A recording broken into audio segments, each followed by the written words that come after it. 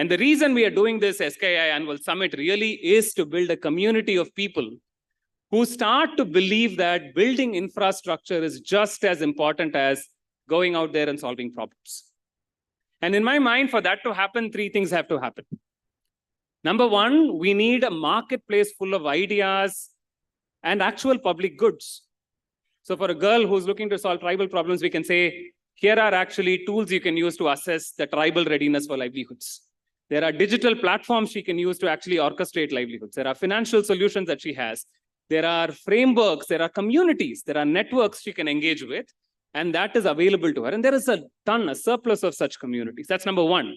Can we create a surplus of public goods as infrastructure for her? And for that to happen, the second thing is for funders and people with capital to believe that investing in public goods and infrastructure is just as important as investing in programs and people. Yeah. Where you say that, hey, I am not the person who is going to solve the problem for 100,000 farmers, but I'm going to invest in something that can help 100 people impact 100,000 farmers. That's 10 million farmers. And I think that shift is the second thing that is important. And the third thing that is important is our own mindset on how we approach impact. Me included, by the way. When I started on this journey, for me, success was, in my imagination, me being able to impact 1 million, 2 million people in my lifetime. So I am valuing traveling as far as possible by myself and impacting people rather than valuing the fact that I've paved the road for people who come after me to travel even farther than I can, right? In some sense, despite all the talk of collaboration, there is a lone hero mindset towards solving for impact. We all believe we can go as far as we can. And the idea is that if we can take a mindset of being the people who are building the roads and not the car, so that many more people can drive faster, that takes us much, much farther. And that is really the invitation for SK Annual Summit today. Throughout the day today, we have put together about 20 different ideas on infrastructure, public goods, things that will accelerate the ability of other people to solve problems across 5 population scale challenges that India is facing. We're talking about girls in STEM, we're talking about agriculture, we're talking about diagnostics, we're talking about energy and climate change, because all of these problems, if we don't solve, I don't think we have a fighting chance to achieve the vision of Viksit Bharat. And as Krishna said, unlike other events where you're an enthusiastic consumer of information, here you are an actual creator of insight. So for all of you who are wearing full sleeves, I think it's time to roll up the sleeves and use this as a place where you actually solve the problems. You know, imagine a workshop where you have the dough, you have the tools, you have the material, and we're asking you to come in and participate with us rather than watch us do something. Yeah. And that is really the way this event is designed. And I do hope that you're able to do this. I've been asked to introduce Sattva Knowledge Institute, and I'm going to do that through the day. So I'll keep it brief. Just as I mentioned, while infrastructure is important, we felt that it's important to sort of build it for the social sector. And the fundamental idea behind Sattva Knowledge Institute was that, to say, across the most important problems that India is facing today, how do we build public goods that accelerate the ability of businesses, nonprofits, funders, and anyone who's looking to solve problems in a way that they can do it faster? These public goods can be digital platforms. These public goods could be networks. These public goods could be indices and assessments. These public goods could be anything that is active knowledge, things you can use, not things you can read, things you can use to solve problems better. And today, in some sense, is a showcase of the work that we've been doing.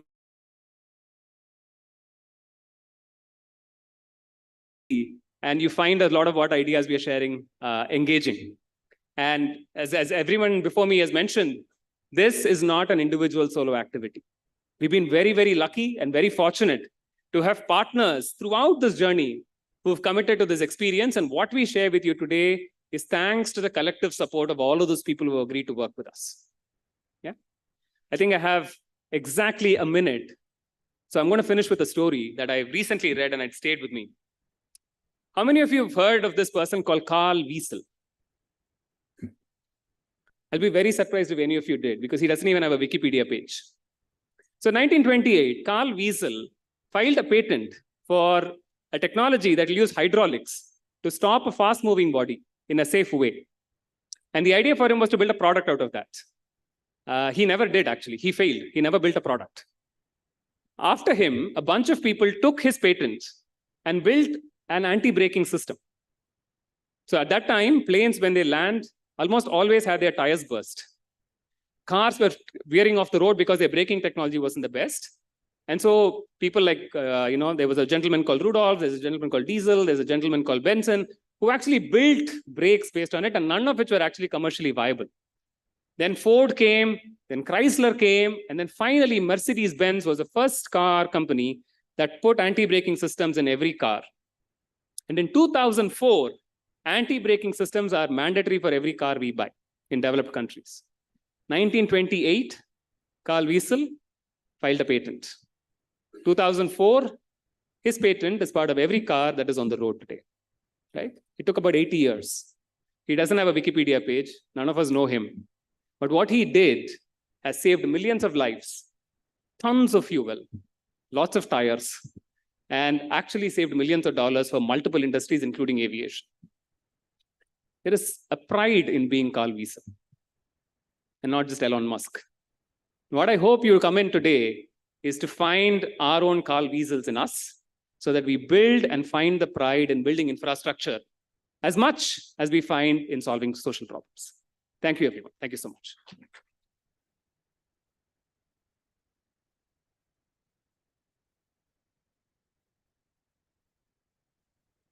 Thank you, Ratish. And I hope the message that you've left with all of us in terms of the importance of public goods and infrastructure stays with us through the day.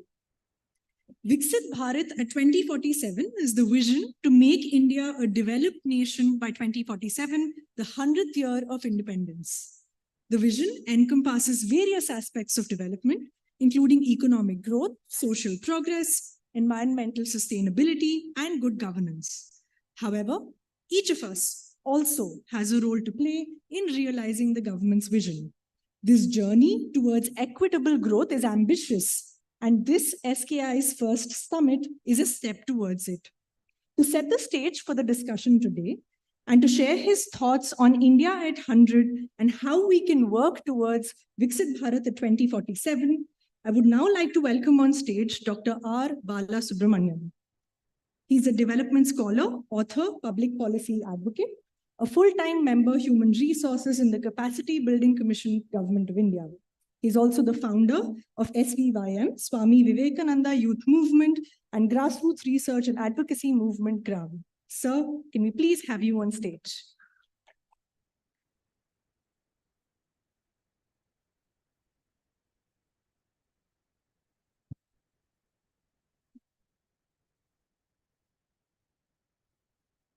Good morning.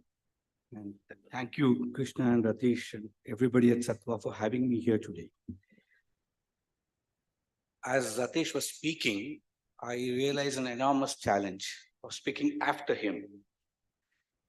Well, I'm going to try to do what I can. The topic of Vikasit Bharat itself is so overwhelmingly frightening, and talking after Ratish makes it doubly so. But I think one thing is for sure. All of us realize it, coming from a space where 40 years ago I taught indigenous tribal communities, their greatest enemy was the state.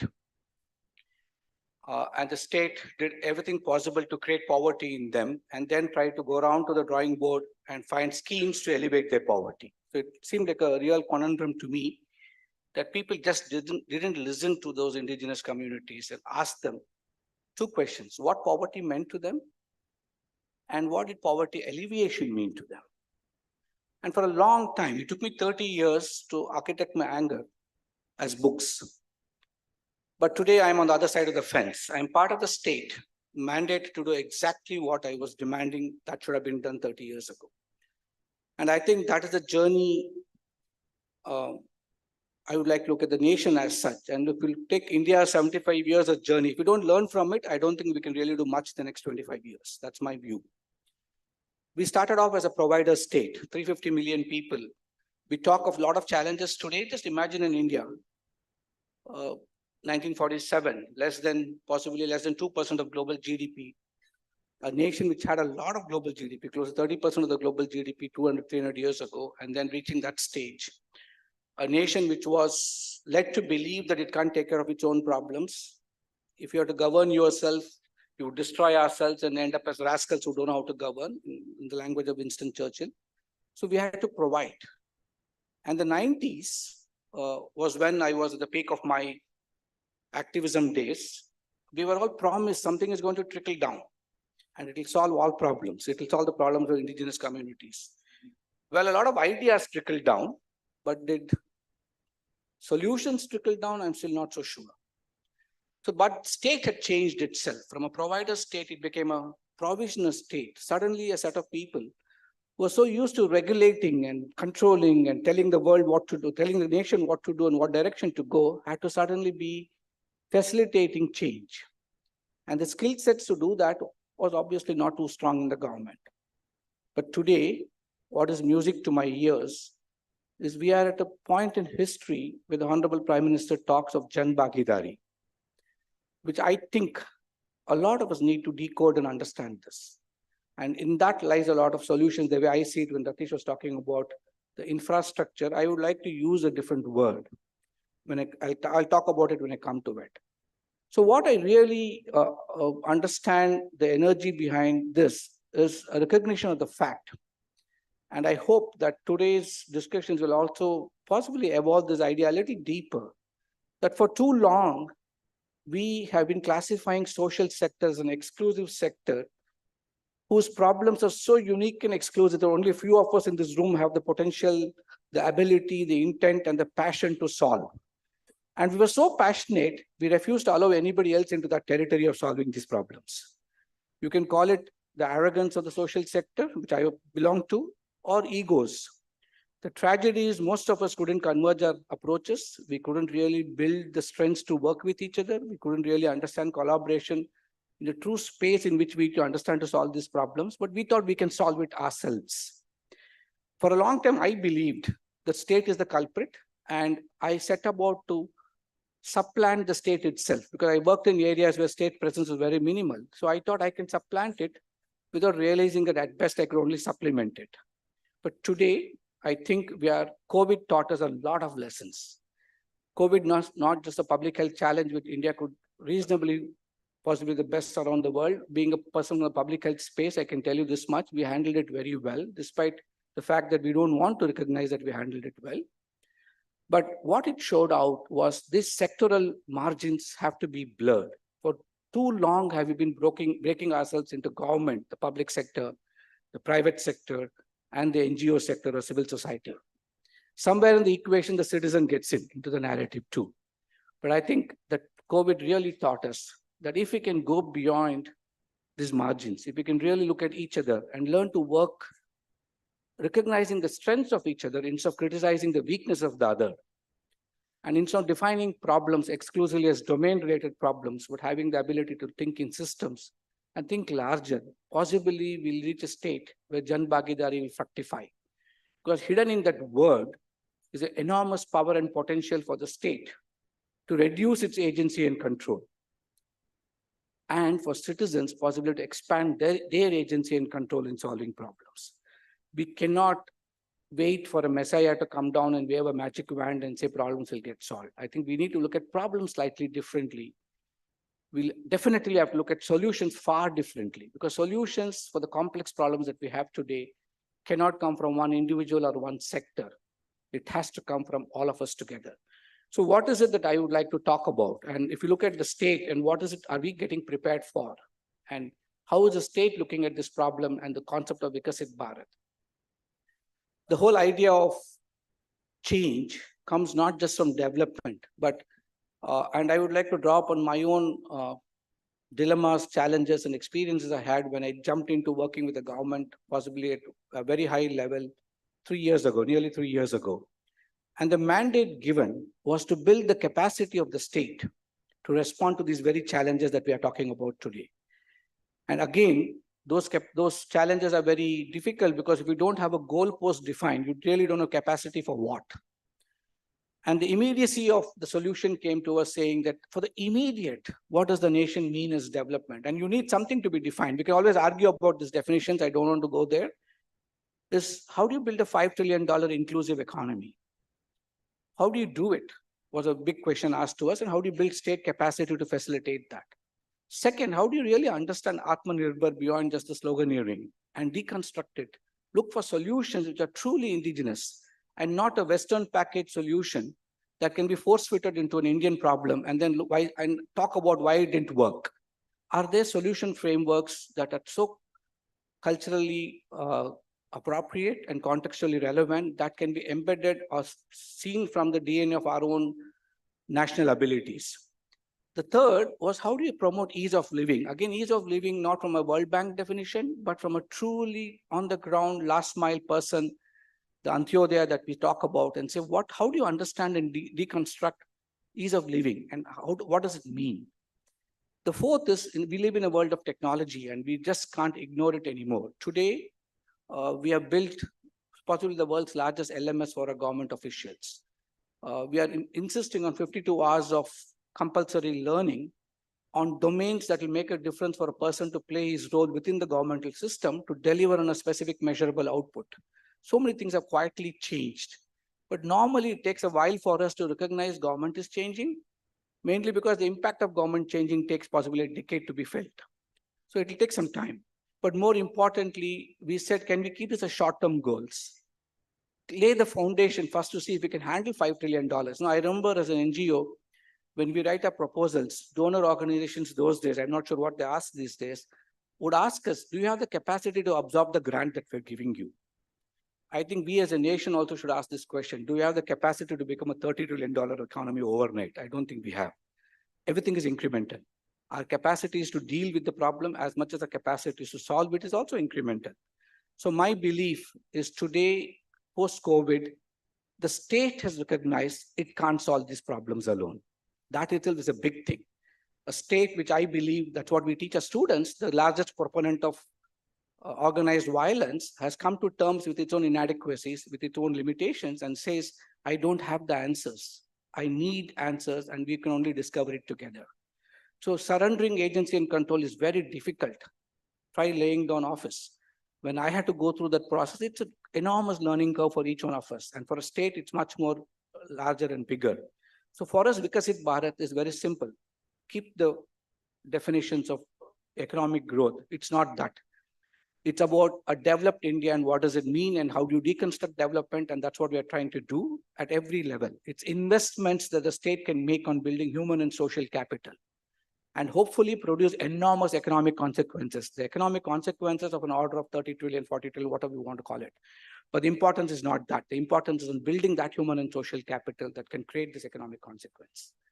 Second is actually taking pride in everything Indian. Unfortunately, we live in a world where we talk about civilizational pride and we get romanticized about it, but we don't talk about the evidence that goes along with what we can learn from the past if you want to really build a great future, whether it's education, healthcare, whether it is things like yoga to getting back our artifacts. Everything has got a meaning behind it, a symbolism meaning behind it, which can elevate a pride, a collective sense of pride in wanting to solve the problem.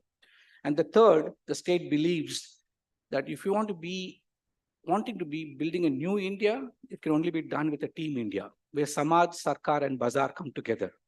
You cannot separate out and say, corporates are all crooks out there, only make the money, or civil society are all angels out there who can solve problems, or the state is a confused lot, not knowing what policy to bring in. We need to learn from each other, teach each other, hold each other accountable, and measure each other's work to work together to solve a problem.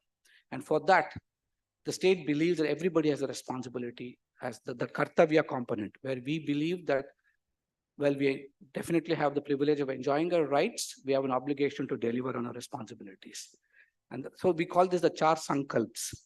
What we say is Vikas or Vikasit Bharat, Garv in whatever we do, Kartavya, and Ekata. For too long, we have been finding differences amongst us. We seem to be building a nation based on differences. I think the time has come for us to build a nation based on how do you unify us, how do you come together, the inclusiveness. And this is not going to happen on its own. So very intentionally, deliberately, at the Capacity Building Commission with the mandate that we have been given, We are working with nearly 20 million civil servants just embedded in the government of India's ecosystem, another 20 in the state ecosystems. And we say that you have to reflect 4 virtues to solve these problems. Now, Warren Bennis said it so beautifully.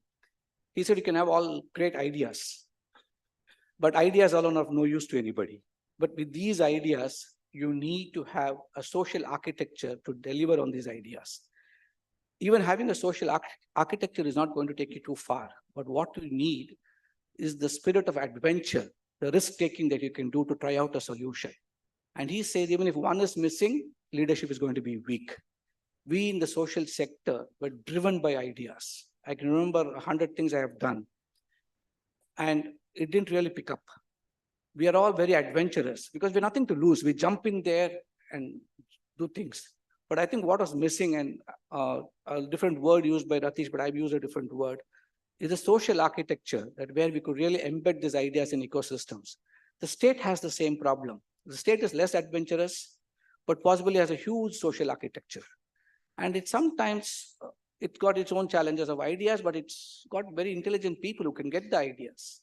But it's missing one piece of the puzzle. I think the corporate world is a different animal together, which will have a little of all three, but whether the social intent is always there, we don't know. Just imagine the social architecture if we all come together. And that's why we say you need 4 virtues for our civil servants to demonstrably manifest to make this happen. If you want to build a life economy, we need to think beyond the traditional public sector, the private sector, and the civil society sector. Put all the good DNAs together to create, if you can call it, a 4th sector, a sector which gets the best DNA of all these 3 things. Instead of criticizing and blaming the other for not having enough DNA of what you have, can we all come together to build this new DNA, create a new mechanism? One of the roles that I also do is to see whether we can make the social stock exchange successful. And I realize the biggest challenge is we are all afraid of the other. As a civil society organization, I'm afraid of the state. I'm afraid of the corporate world. I don't want anything to do with them. I remember when we introduced SAP into our organization, some friends called me and said, you're getting corporatized now. So we see these words as not something good. And I think we need to have the courage, the patience, the willingness, and more importantly, the humility to learn that problems can't be solved by just us alone. So the 4 qualities I'll say and mention, I know I run out of time. We say we need to understand ourselves well. So we tell our civil servants, Swadhyay, first understand yourself, be aware of what you are, what you can do, what you cannot do. Second, we tell our people, you cannot solve these problems alone. You need sahakaryata. If you don't have collaborative abilities, you can't work with civil society, with everybody else. The third, we say, the state systems have to alter and change and evolve in a dynamic world that we live in. So Rajya Karma, you got to understand how to build in state systems, institutional memory, the knowledge building. Possibly what Weasel had in 1928 could happen in 2004 because there's somebody who could capture the knowledge and keep it in one place. Universities, libraries. In the state, one joint secretary moves away, the next joint secretary doesn't know what he did. So there's Ashok Dalwai is here. We have a famous word in the bureaucracy saying successor predecessor problem. And that is a real problem. We just have no knowledge capture at all in the state. So we're now trying to build it. And finally, we say our Swadharma is just one thing, citizen and citizen and citizen alone.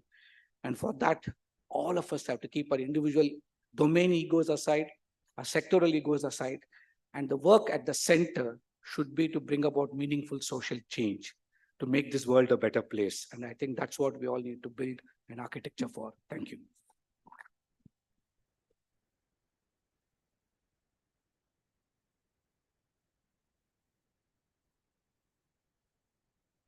Thank you, Dr. Balasubramaniam. And I really hope that all of us present here today reflect on these values of cross-sectoral collaboration and bring a sense of purpose to the discussions that we have here today. Building on this context of Viksit Bharat further, I'd now like to start inviting speakers to set the context for our sectoral focus areas for the summit today. First up, to initiate the proceedings, I'd like to invite Dr. Soumya Swaminathan. Dr. Soumya, unfortunately, was not able to join us today in person, but joins us virtually. Dr. Swaminathan currently serves as the chairperson of MS Swaminathan Research Foundation. She was most recently WHO's chief scientist and has also held the position of a secretary to the Government of India for Health Research and Director General of ICMR, Indian Council of Medical Research. Dr. Soumya, may I now request you to please share with us your vision on improving health outcomes for women in India. Over to you, Dr. Soumya. Good morning. I hope you can hear me all right. Thank you so much for this invitation, and I enjoyed listening to the previous speakers. And apologies for not being there in person. I will just make a brief intervention on improving health outcomes for women.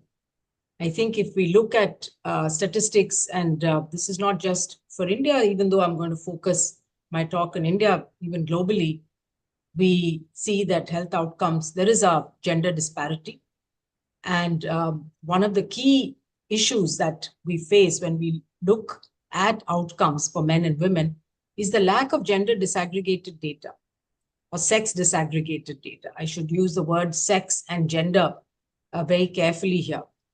Now, during the pandemic, when I was the chief scientist of WHO, and we were trying to, of course, look at all different aspects of COVID, we had to make guidelines, practically on a daily basis. We had to look at the literature, we had to look at data, we had to look at what's new, and every day practically needed to incorporate the new evidence into the guidelines that we were putting out, whether it was around prevention, whether it was around PPEs, whether it was around the use of drugs and vaccines, and also looking at the outcomes of COVID infection, including long COVID.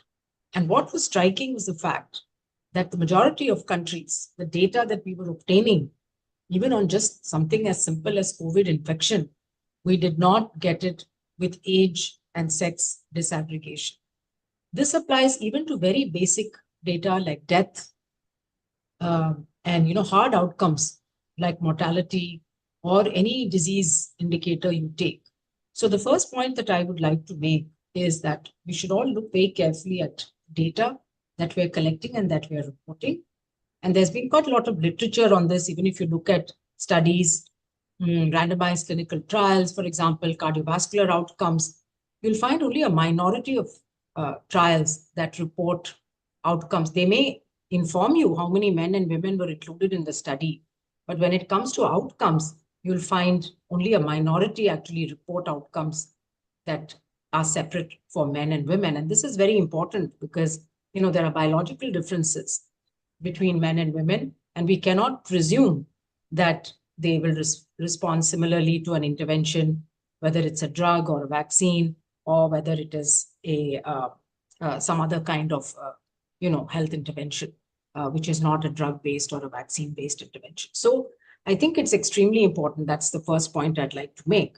And so coming from a research background, I think it's important when one is designing studies to make sure that this is done, and that funders of research and publishers of research should insist on this. The second thing is specifically when it comes to research around women, pregnant women. Okay, so pregnancy tends to become a barrier rather than being part of something that researchers want to handle. And this is partly related to perceptions that, ethics committees will not allow the participation of pregnant women. And therefore, I myself am a pediatrician, and I find that a large number of research works and studies around the world exclude pregnant women and children because it's much easier not to deal with it. Now, we again faced this during COVID, and it was very interesting because the WHO, we actually put out, proactively statements saying that pregnant women should be included in all trials unless there are very specific reasons not to do so. Because the result of not including them, of course, is that you don't generate data, and it's a vicious cycle. If you have no data on pregnant women, then, that particular recommendation is not made. The policy does not include them. And in fact, tragically, this is what happened with COVID vaccines, where pregnant women were initially not offered or were, in fact, excluded from the COVID vaccination programs. And we learned later on that pregnancy was one of the risk factors for poor outcomes and adverse outcomes. And in fact, they would have benefited the most from having received the vaccine. So again, a plea to not presume that pregnancy is necessarily an exclusion criteria or in some way ethically that they should not be part of research studies. And this is something I think a lot of people don't think about and probably gets overlooked a lot of the time. But we have done a disservice as a research community to women, particularly pregnant women. And very often you will see the term women of childbearing age, excluded from something just because we believe that there might be this off chance of some adverse event. So this needs to be thought through. The second point I would say is that these intersectionalities need to be also considered. For what am I talking about? When we say women are vulnerable, women are at high risk, we're lumping all women together.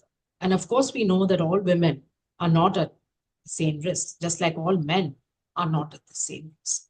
And so I think that when we think about women, we should also think about the intersectionalities of socioeconomic status particularly, but there could be others like caste, religion, geographic residence, urban, rural, etc., which put some women at much higher risk. And so the barriers to women's health actually need to be looked at from that perspective as well. Now, we know, for example, that in terms of awareness, agency, and access, in all the three, I can give you a lot of examples where women have lower levels of awareness. For example, 65% of women, were unaware of the RMNCH schemes initiated by the government. This is all data from the NFHS. Even things like HIV/AIDS knowledge, where you expect very high levels, you find about 20% of women don't have.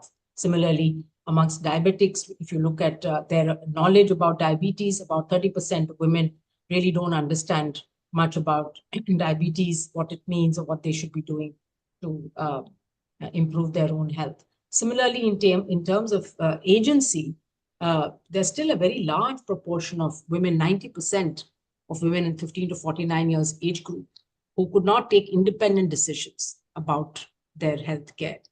And 50% of women only were allowed to go to a health care center unaccompanied. So again, we don't think of these issues as, being issues, especially the educated classes, but this is a fact. And similarly, access, 60% of women in India face trouble accessing healthcare services. Again, as per the latest NFHS report, 23% reported distance to a health facility as a concern, and 20% of women who had to take transport to reach a health center, this was a problem. Now, this is true, I can tell you, for both urban and rural centers, and particularly in urban low-income areas and in the peri-urban areas that are now expanding around all of our major cities, healthcare access is a big problem. For women in rural areas, it is distance, it's lack of transport facilities, and it is the other care responsibilities at home that actually make her delay her own health-seeking behavior. And the more I travel around India and see the condition and talk to women, I've come to the firm conclusion that the absence of care facilities for young children, as well as maybe for elderly or disabled people, this puts a disproportionate burden on women and thereby impacts their own health. So when we talk about women's health, I think we have to look at the determinants and risk factors and the drivers of ill health, because just building more health facilities and more hospitals is not necessarily going to bring better health to our population. When we look at the determinants and risk factors of health, about 70 to 80% of it lies outside the health system. So we're talking about things like air pollution. And we know that household air pollution, for example, is a big risk factor for women and not so much for men, because they are the ones who do all the cooking. So it's women and children. And we know that still, despite programs like Ujjwala, which have distributed LPG, very widely across the country, a large proportion of rural women are still using solid biomass for at least part of their cooking, if not all their cooking. So household air pollution, as well as the ambient or outdoor air pollution, is one of the top risk factors for health today in developing countries and certainly in large parts of India. The second biggest risk factor for health today is poor diets and lack of dietary diversity and the low amount of protein and micronutrients that we are consuming. Again, data from our own National Institute of Nutrition in Hyderabad, the ICMR Institute shows that 90% of Indians are not eating a healthy and nutritious diet. And when it comes to complementary feeding, that is feeding that begins after breastfeeding from the 7th month of age onwards, less than 15% of babies get the adequate quantity and quality of complementary feeding. And why is this important? Because early childhood malnutrition results in impaired both physical and cognitive development, and also contributes to metabolic diseases like cardiovascular disease and diabetes later in life. So again, who's responsible for that feeding? It is the woman. And so I think when we think about the importance of woman and her own health being a huge determinant of the health of her family and the baby, it becomes all the more important to focus on women.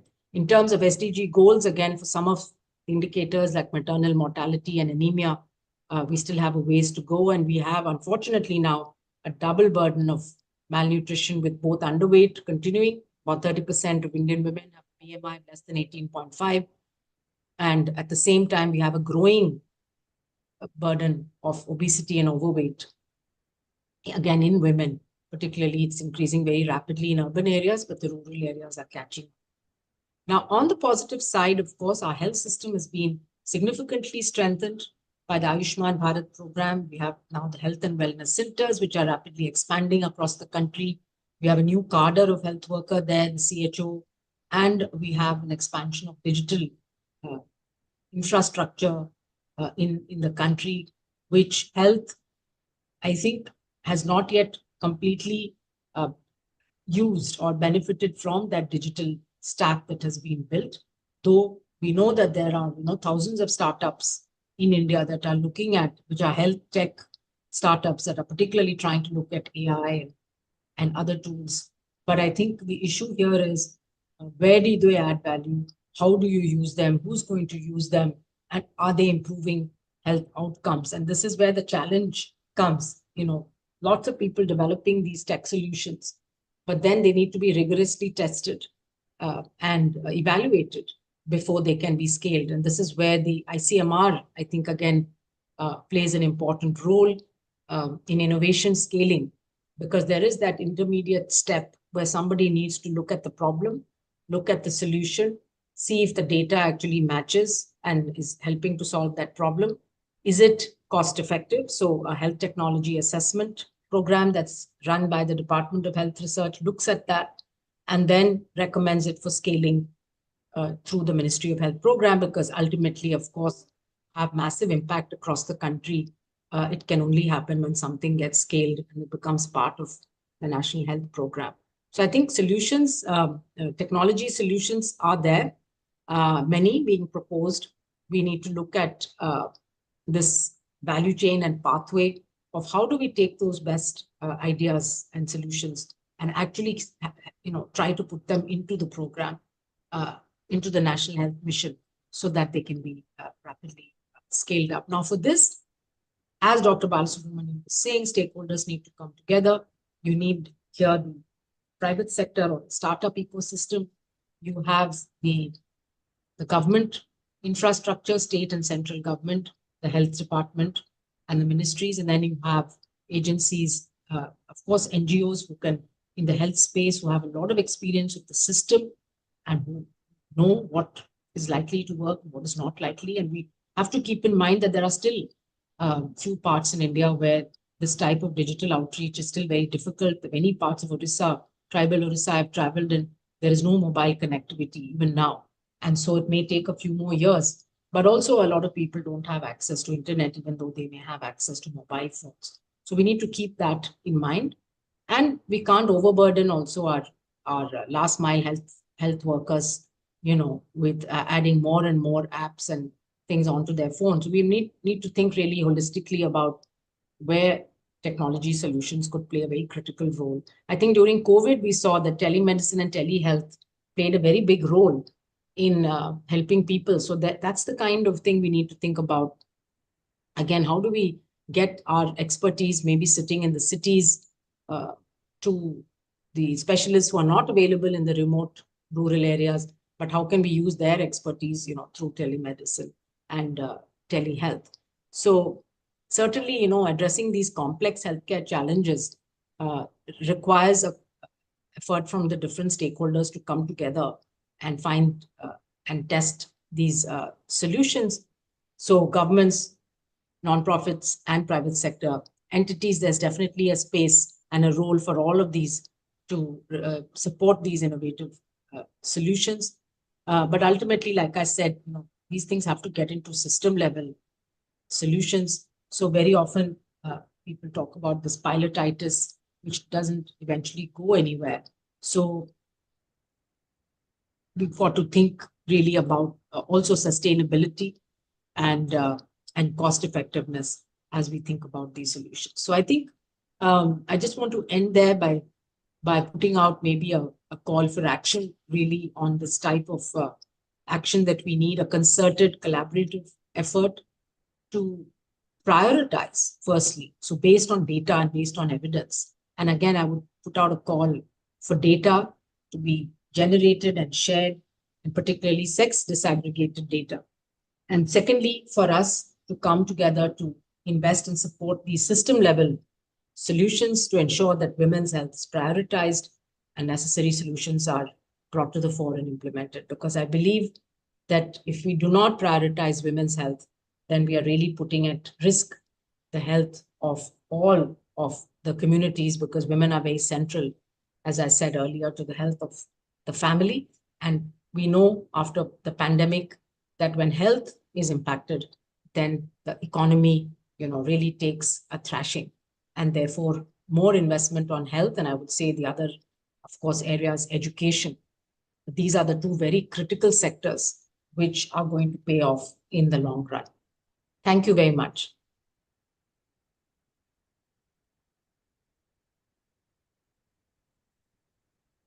Thank you, Dr. Soumya, for really helping us to think about more proactively investing in system-level solutions that are designed to address the unique and diverse needs of women and enabling their health outcomes. Next up, I'd like to call on stage Dr. Ashok Dalwai.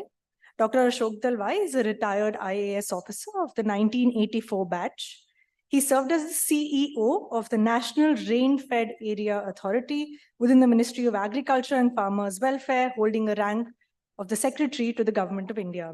He has chaired the Interministerial Committee on Doubling Farmers' Income, and he is now the chairman of the Empower body supervising its implementation. Dr. Dalwai, may I please request you to come on stage and share with us your views on water-resilient agriculture in India. Thank you.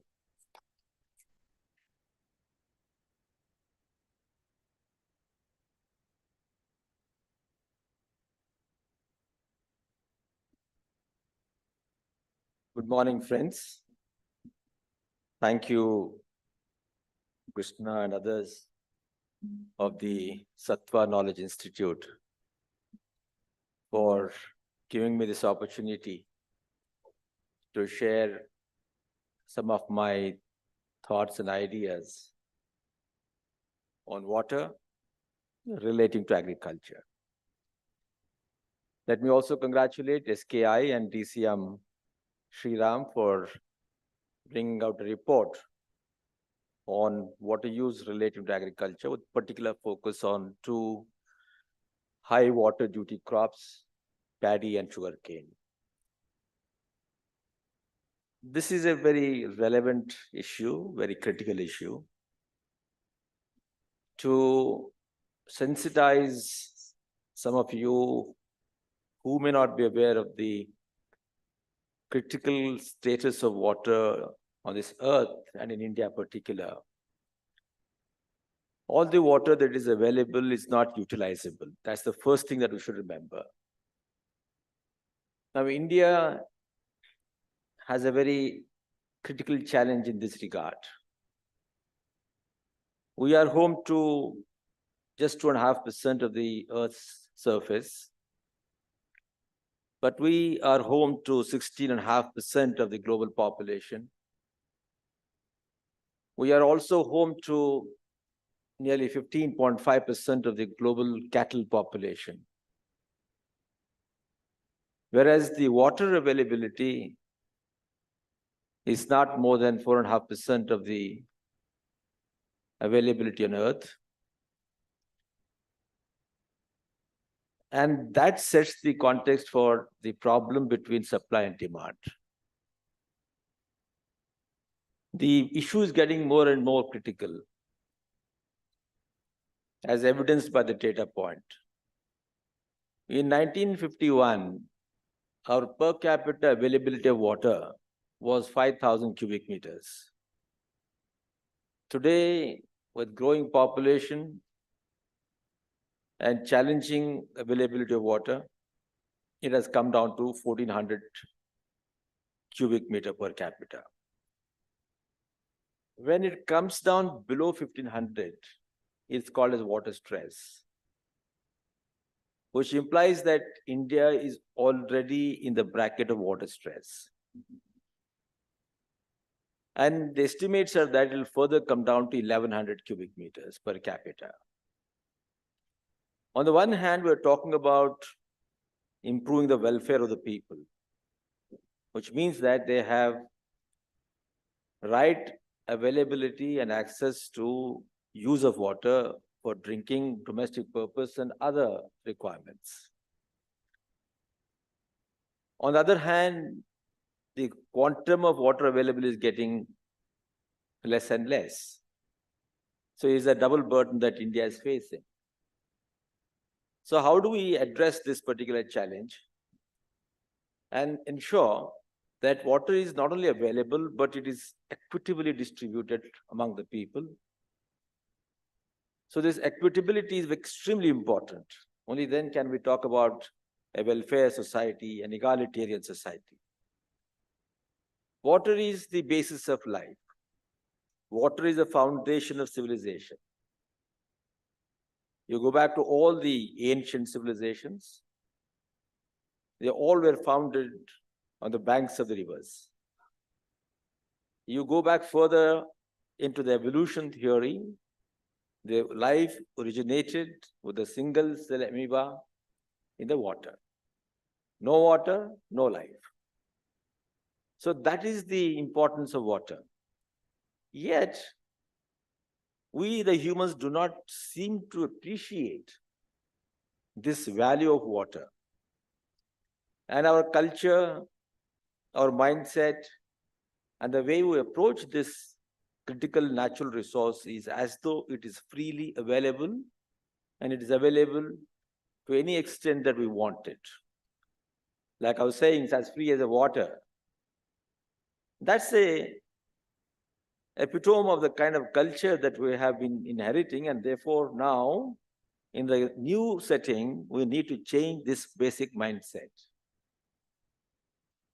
Now, coming to agriculture and water in India, globally, the average consumption of water in agriculture is 71%. In India, it is as high as 86.5%. Now, with just about 14% left for other purposes, what the story tells is that we have not been able to provide adequately for industry, infrastructure, and habitation.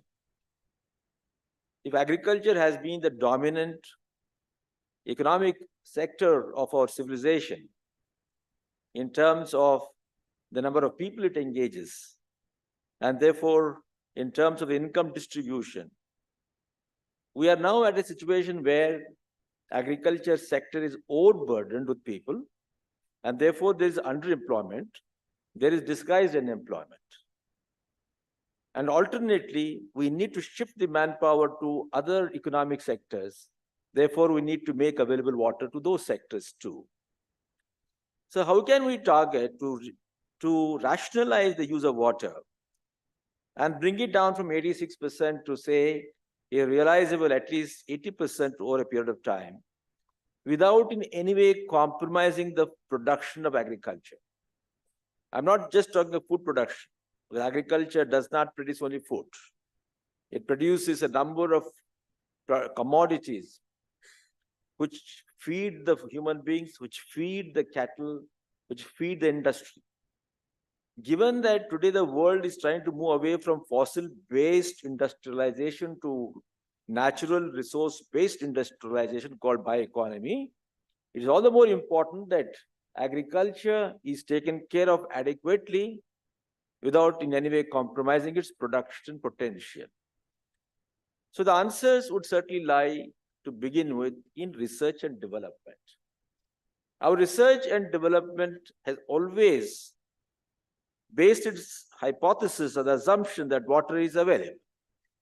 And therefore, when we focus on productivity enhancement in agriculture, we presume that water is available, and therefore we have not really looked at the new parameter of increasing productivity in agriculture per unit of natural resources. We always looked at it as per unit of land, per acre, per hectare. But what the world requires today is to see how productivity enhancements will happen per unit of water consumption, per unit of fertilizer consumption, per unit of other resources like labor, etc. So that means the basic assumption of research has to change. Second, productivity enhancement is not the only requirement of the day. Just as we heard from Dr. Soumya Swaminathan, today nutrition and nutrition-related malnutrition, then the deficiency in the society are equally important. Then how do we therefore see that our agriculture is able to produce nutrition and not just carbohydrates? Carbohydrate is just one of the nutritions. What about proteins? What about fats? What about minerals? What about vitamins, amino acids? Therefore, again, R&D has to look at fortification, or biofortification of the agriculture commodities. And the third very important thing is that given the climate change, which is exacerbating the situation on the earth, in the water, in the air, that means livestock, fishery, aquaculture, crops, plantation, every subsector of agriculture is under stress. So we need a resilient agriculture. We need resilient agriculture, smart agriculture. Resilience will come from increasing the genetic potential through various kinds of hybridization, including conventional hybridization, and also genetically modified crops, so that we are able to innately build the resilience in the crops, in the animals, such that they're able to live on less water, they're able to respond to the increasing temperature and the vagaries of monsoons. Today, for example, with increasing temperature thanks to climate change, the fish is able to, is getting confused about its procreation because there are many seasonalities in that. So this is a problem that we're seeing everywhere, like wheat, let's take, for example. With 1 degree rise in temperature, we estimate that there will be a drop in yield by 0.45 tons per hectare. Similarly, in paddy, we expect that 1 degree increase in temperature will bring about 0.75 tons decrease in the Indo-Gangetic plain.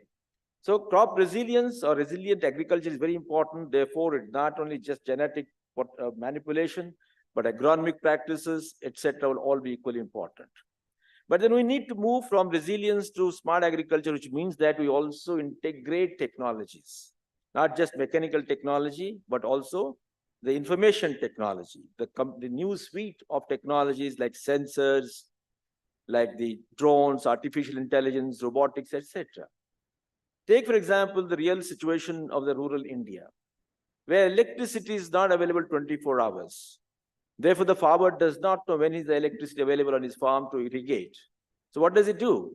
He keeps the machine on or the motor on, and then he goes home. Whenever the electricity comes, the pump gets operated automatically. His field is irrigated through flood irrigation, but still the water is flowing out. It's a wastage.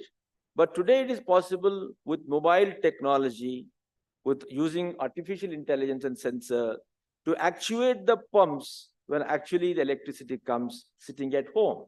The farmer doesn't have to go to the farm. So this shows that there is scope for private sector. There is scope for philanthropic activities to supplement the government initiatives.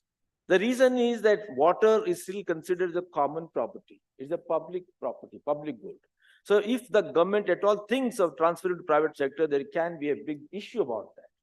So we should always approach the solutions with least rumblings. So I feel that while we retain the sanctity of government or the community owning the water resources, the private sectors can come in with new technology, new research, new agronomic practices, so that there is complementary relationship between the two. So this is how we should be looking at, rather than trying to challenge and disturb the apple cart at once. In due course of time, things will change, mindset will change, but I think at this moment, we should be going very cautiously. And then let me also take you that once we have taken care of all this production, etc., what's very important is to see how it changes the mindset of the consumers. Today, the consumers are based on a hierarchy of demand, in the sense that, okay, paddy is superior to millets, or X fruit is more superior to the Y fruit. In result, we have been growing, after all, the supply responds to the demand. Therefore, we supply more of paddy, which is highly water consuming. We produce more of sugarcane, and then we produce high water duty fruits and vegetables. But if we are able to educate the consumers about the nutritive status of different crops, different animals, different breeds of fish, etc., I guess we will also be able to reorient the production. So the supply and demand have to be managed properly, such that the people also start demanding what is really nutritive. I'll have to quickly cover up now. So let me come to water management. Water management in this country so far since independence has been supply management. Even then, there are lots of inadequacies in supply management. But what we need today is supply and demand management. When we say supply management, it's construction of irrigation dams, harvesting the water, conveying it through the canal system to the fields. What do we see today? Just because everybody thinks water is freely available, and because the operation and maintenance systems are very poor, because of the lack of adequate allocation of budgets every year, there are leaking canals, water is continuously percolating downwards, is not reaching, and therefore all the certified command areas actually not irrigated. So we need a more efficient, effective, and responsible supply management. How do we make farmers as partners in supply management?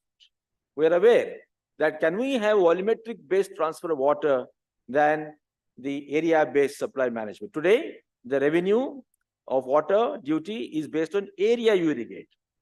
But the farmers may be following flood system and not micro irrigation system. So somebody using more water and somebody using less, but still both have to pay the same amount. So if we have water users association or pani panchayats or farmer producers organization who are expected to buy water from the irrigation department, depending upon the total demand that the farmers have, which will vary depending on the crops they're cultivating, possibly the consumption of water will come down. And then there'll be more responsible use because they're paying for it, and then they have to collect the revenues. Today, it is the revenue department that collects the water duty, irrigation department that provides the water. So there is no match between the two. So can we make the people responsible for buying the water, using it, collecting the water duty from the farmers based on the usage, and then pay it back to the irrigation department? They can also be made responsible for operation maintenance by giving them some kind of a matching grant so that they themselves take up the repair, maintenance, cleaning, etc. But more important in country today is demand management. That means how do we reorient our farmers and users of water in different ways to become more responsible? That's where I think the appropriate cropping pattern, appropriate technology, agronomic practices, and first the mindset and behavioral changes are very important. I think once again, the philanthropic partners, private sector can play a very important role. So demand and supply management is extremely, extremely important. And therefore, let me come to the last, that new technologies like aeroponics, hydroponics, which result in lesser water, but equally good productivity, should be brought in, particularly in urban agriculture, peri-urban agriculture, etc. And the one important point that all of us must remember, there's something called as the waste and waste management or agriculture waste. All right. Now, the agriculture waste in India is very high. The last assessment by FAO said that in Asian and African countries, the loss of food by wastage is anywhere up to 40%, depending upon the nature of perishability. In India, our own organization called CIFET in Haryana, an ICR institute, conducted a study in 2015. It was a broad study. It did not go into great details, but even that narrow study shows that the loss of food after it was produced was as high as rupees 93,000 crores in the year 2015. So that was 10% of the agricultural GVA in that year. Now, the point is, we use water, we use fertilizers, we use capital, we use labor, we use various other inputs, factors of production to produce that agricultural output, and then wasted it simply because we did not know how to reach that to the market. Anything harvested is live. Milk, for example, has got a 4-hour life. Fruits may have 7 days or 8 days. Pulses may have 6 months.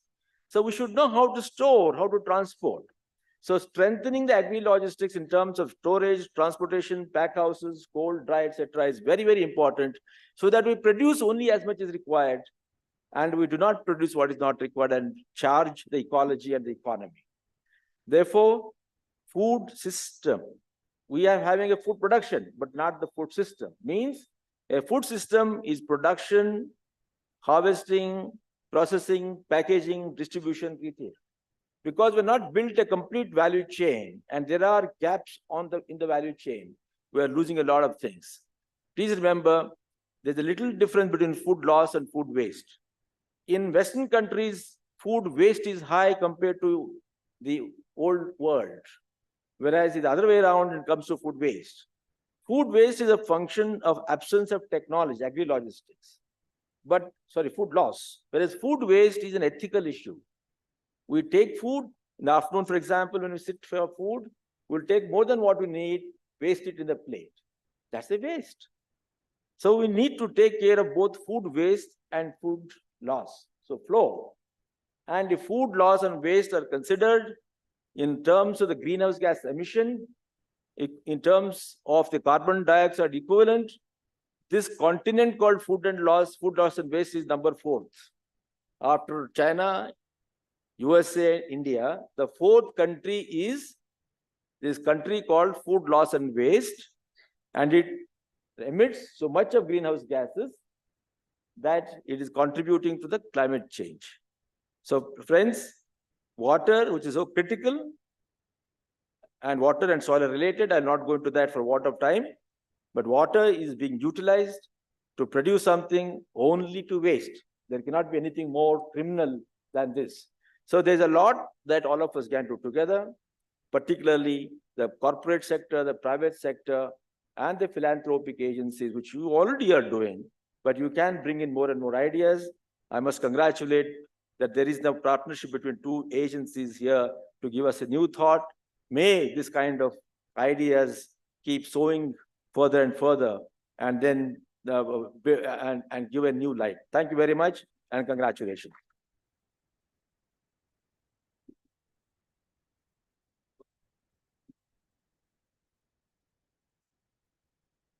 Thank you, Dr. Dalwai, for sharing with us your views on the role that business and private sector can play, and also highlighting the urgency of solving the water problem with not just resilient, but also smart agriculture.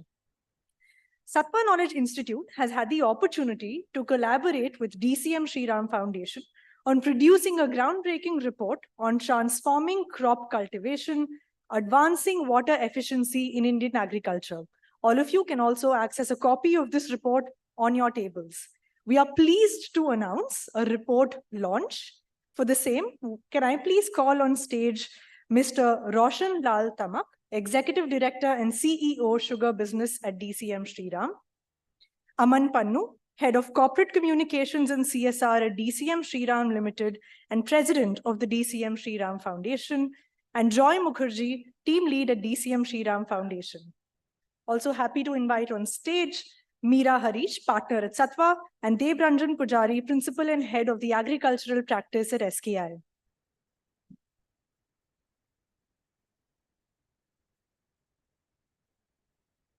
As we launch the report, I'd love to share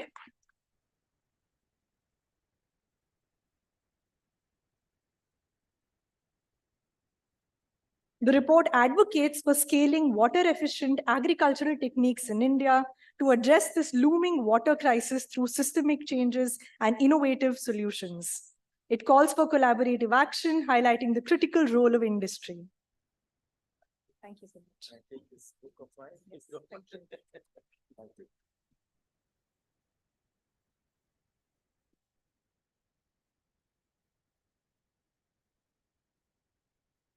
Our next speaker, Dr. Pramod Verma, CTO of EkStep, was unable to join us in person, but joins us virtually.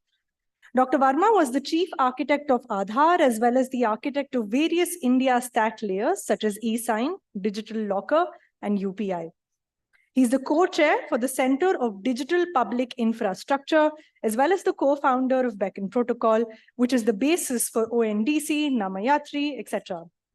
Dr. Verma, may I please invite you to share your thoughts on why it's critical to solve issues in climate and sustainability with an open network thinking. Thank you. Thank you. Sorry I couldn't be there. I hope you can hear me. Maybe somebody can just cue me if my audio is coming through. Okay, thank you so much. It's a pleasure to go after Dr. Dalwai. He was our head of Bangalore entire tech center at Aadhaar, by the way. He was part of the founding team, Aadhaar founding team. So while he is an agriculture expert and brilliant person, but we have had the privilege of working together. So it's good to see him there. So I'll just take about 10-15 minutes or so and just speak about probably a way of thinking to solve multidimensionally complex issues like climate. And it is very, very important that similar complex value chains have been tackled or partly being tackled by India as part of our DPI journey, digital public infrastructure journey. So I'll take a little bit of that background for you to think, how do you think about this? Multidimensionally complex supply chains or value chains requires significant coordination. And Dr. Dalwai talked about food waste being third largest or fourth largest country by itself. And it's not just food waste, it's many other things. And much of that is happening because of the cost of coordination. So let's think about this as a, DPI as an approach to solve or address part of this. So I'll probably walk you through a little bit of background on why DPI thinking for the people who may not have caught up fully, and probably give you 6 different tracks under the climate and sustainability that we are starting to work on and address using the same thinking that India has been doing for the last decade. So the first, we began, or what we called India Stack, a loose term. By the way, it was a loose term, but essentially the effort from Aadhaar to eSign to DigiLocker to UPI and subsequently account aggregator. I'm not sure you have been tracking our data empowerment, open network. It's called open finance in the rest of the world. And India, it's called account aggregator. All these 5 of them, including account aggregator, 5 projects that India did are all population scale, right? They're all working at population scale. But the essence of that effort was very, very interesting. Peculiarly, India took this stance of not going down the way of trying to solve the problem.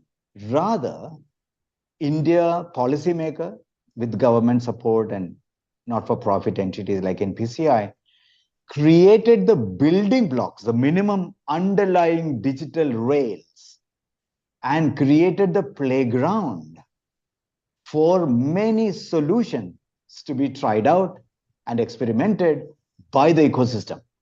So if you look at Aadhaar, most simplistic project, it had 4 attributes, 2 APIs, that's it. And it did only one thing really well. Provision identity and verify identity and nothing more. It didn't even capture any other data, which is why Aadhaar successfully came out of the privacy debate in Supreme Court. Subsequently, we built eSign, and eSign is even more simpler. eSign is just an open specification, not even a software, not a platform, not something government runs. Government, MeitY, under the MeitY, under our IT Act, we published an open specification that market players can innovate on. And suddenly we have many, many eSign providers in the country that are providing single click digital signature to 1 billion people. Aadhaar is now currently 1.39 billion people, right? Used 80 to 80 million times every day. Every one of those Aadhaar holders can actually digitally sign under the IT Act. And that's very powerful. It dramatically reduces cost. And then we built DigiLocker. And DigiLocker's essence was even continue to be simpler. Issue every document or every certificate, but convert them to verifiable. Convert every document and certificate into a verifiable credential. And the DigiLocker was essentially helping the ecosystem, CBSE, Road Transport Corporation, and many, many other parts of the ecosystem to issue their certificates and documents in a verifiable manner. And then, of course, we did UPI. UPI, I don't know whether you are familiar. We started the work in 2013 and writing the spec in 2014, piloted in 2015. Last month, we did 12.5 billion transaction, which is volume of the MasterCard worldwide. And this enormous exponential or hockey stick came not because government tried to build an app or a portal, because we built the underlying digital rails and the specifications, open technology specifications of UPI was literally less than 2 pages. That's it. Really simple specification to move money instantly across the network and extremely cheap. And then created the governance mechanism for ecosystem players like Google Pay, PhonePe, everybody there, right? To come into the playground and innovate on that playground. In fact, because of this, Zerodha, Nitin Kamath very clearly articulates his ability to go from first 6 years, he acquired 60,000 customers, but the next 1 year, he acquired 6 million customers. And of course, he did a brilliant job running the company. Now, Grow is doing great there in the investment. It's wonderful to see the startups playing well. But look at it. And he agrees to the fact that without the underlying digital building blocks, such as identity, eKYC, money movement and collection back, UPI has e-mandate, right, to collect back. So moving money and e-mandate, e-sign for paperless onboarding of customers, and DigiLocker to verify your credentials in times of verifying additional documents for that matter. Completely paperless, presence-less, and cashless. And this allowed suddenly the cost to plummet, innovators to innovate more solutions, and thus expand the pie. And suddenly we went from 50 million people doing digital payments in 2016 to 500 million people doing digital payments into 2023, when we ended. Last year, we ended with $2 trillion moving on top of UPI. Now, all these efforts, look at this. The underlying digital infrastructure is minimal, very minimal, with open governance on top of it for ecosystem, for many of you to solve, build workflows, solutions, apps on combining these APIs from the underlying APIs, right? Identity API, KYC API, e-sign API, and so on. And that's a brilliant play India did. This is why India's digital boom has been appreciated around the world, saying India managed to compress our economic inclusion and development agenda because we invested in the digital infrastructure, quite like the way we are investing in physical infrastructure such as roads. And this in the digital realm is equally critical for us to do. And that is what was setting us up for the next wave, which we are right now going through, what's called opening up the digital economy through digital public infrastructure, DPI. And that's where ONDC, Namayatri, and so on are coming in, saying we have an underlying digital rail, any to any rail, with just open specification, nothing more, so that entrepreneurs, startups, enterprises, and all can build solutions using those specifications to move any economic resource over an open network. So I don't know whether you know it, quite like account aggregator, quite like partially like UPI, but mostly like account aggregator. ONDC is completely a decentralized network. What does it mean? When you buy using an app from any seller on ONDC, nothing goes through ONDC. ONDC does not run any platform, does not run any ondc.com or .org platform. It is peer-to-peer. It is direct between the buyer and seller. It is scalable. It is privacy preserving. It's confidentiality preserving of what you do. But it allows a unified internet-like network to come about, which is what internet did. HTTP protocol and HTML standards is what created the decentralized internet, right? But internet is a content network. ONDC, think of ONDC as a commerce network or an economic value exchange network. And the underlying protocol is called Beacon protocol. Beacon protocol is an open source protocol that we have about 40 plus projects around the world, not just in India. Brazil, the network, Beacon protocol network has gone live. Africa, a couple of projects going on. There are 5 or 6 projects in Europe, a couple of them in US and so on. Many projects around the world by open source community are creating what's called like transaction internet or commerce internet beyond the content internet, as we know. And this is really powerful, and India is definitely leading the way. But what does it really do? And why is it relevant to climate discussion? Is precisely this. What the underlying protocol called Beacon protocol does is reduce the cost of discovery between a consumer of a resource and a provider of a resource. Resource could be a battery, a charging station, water, physical goods, virtual goods, or it could be a services like insurance services or a lending service. Any goods or services for that matter, any that has an economic value can be discovered on an open network. Unlike a two-sided platform, there is no listing on a central platform. There's nothing central in the topology of Beacon or ONDC. It's completely decentralized. But anyone who has a resource to publish can publish into a Beacon-enabled network like ONDC. And suddenly, on the other side, any consumer can discover in a trusted manner, discover that resource, point number 1,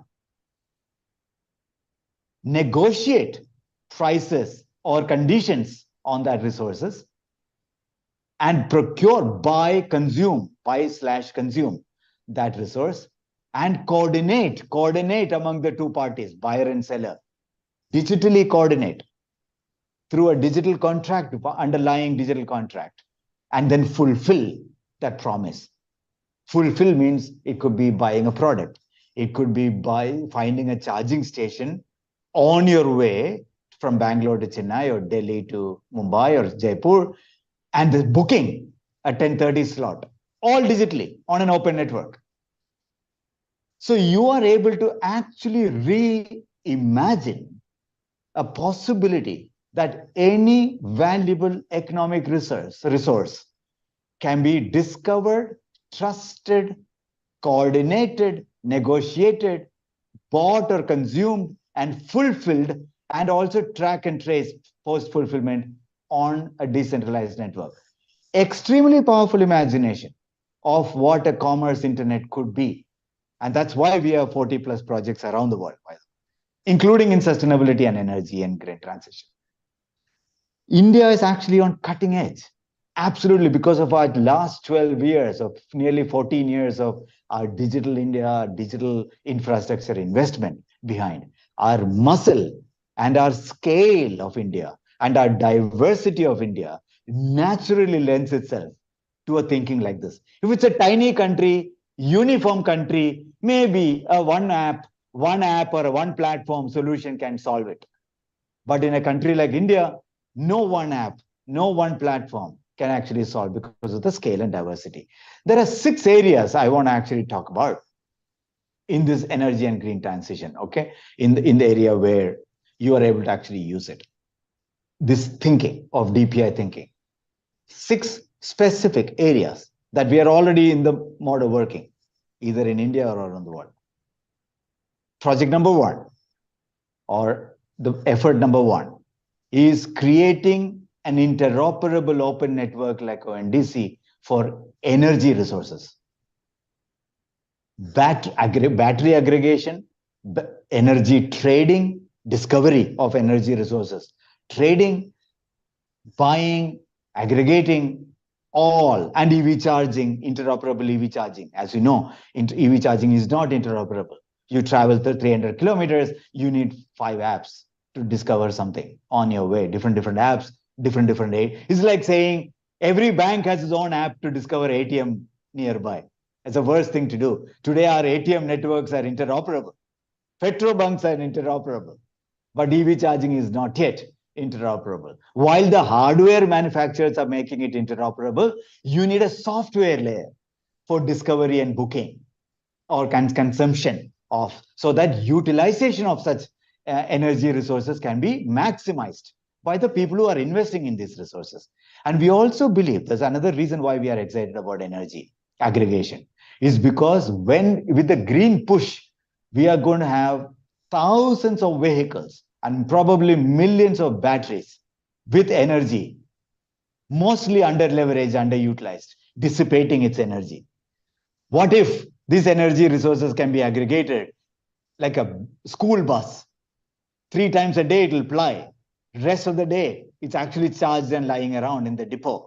What if the school bus or a home battery and every one of these energy source can be actually connected to the grid and create a programmable layer on top of that for you to be able to create workflows, buying, trading, dynamic pricing, dynamic charging, because you can actually charge at midnight, maybe it's cheaper than charging at peak time, for example. So this is a fantastic project that we are taking. There are 3 efforts around the world, including in India.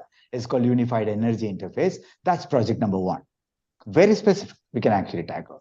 And the second one is actually efficient carbon markets and efficient trade-off and markets through tokenization, credentialization, and financialization of assets. And this is, you will see some white paper coming out in April. Do read it, and you should, as an ecosystem, you should look for it. If you can credentialize, tokenize, and financialize every asset, then we believe dramatically the cost of trust and cost of business can come down. When that happens, a lot more money can flow through the system instead of expensive, old style, costly affairs. It's like international money transfer. It's very costly compared to UPI, right? So how can we collapse the cost and increase the trust so that a lot more people can participate and a lot more efficiency can be brought in? This is the second project. And the third project is actually climate action fund dispersal. When a flood hits And when a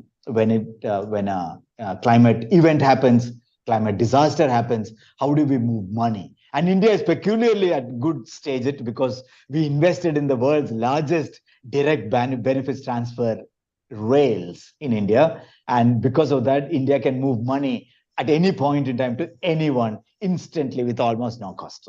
So, but we are encouraging the world, the rest of the world. Many island nations are investing, by the way, because of the floods and all the things, including US, by the way, because almost every day there is a climate disaster going on, including California twice in the last 2 months, by the way. It's in most richest places on earth, it's also happening. And this is why it's important to create resilience and make sure not only goods and materials and flow, not only coordination happens, but also money flows. So this is the G2P infrastructure that we are encouraging. And the fourth one is actually efficient circular economy. And this is where Dr. Dalwai was talking about towards the end of his speech.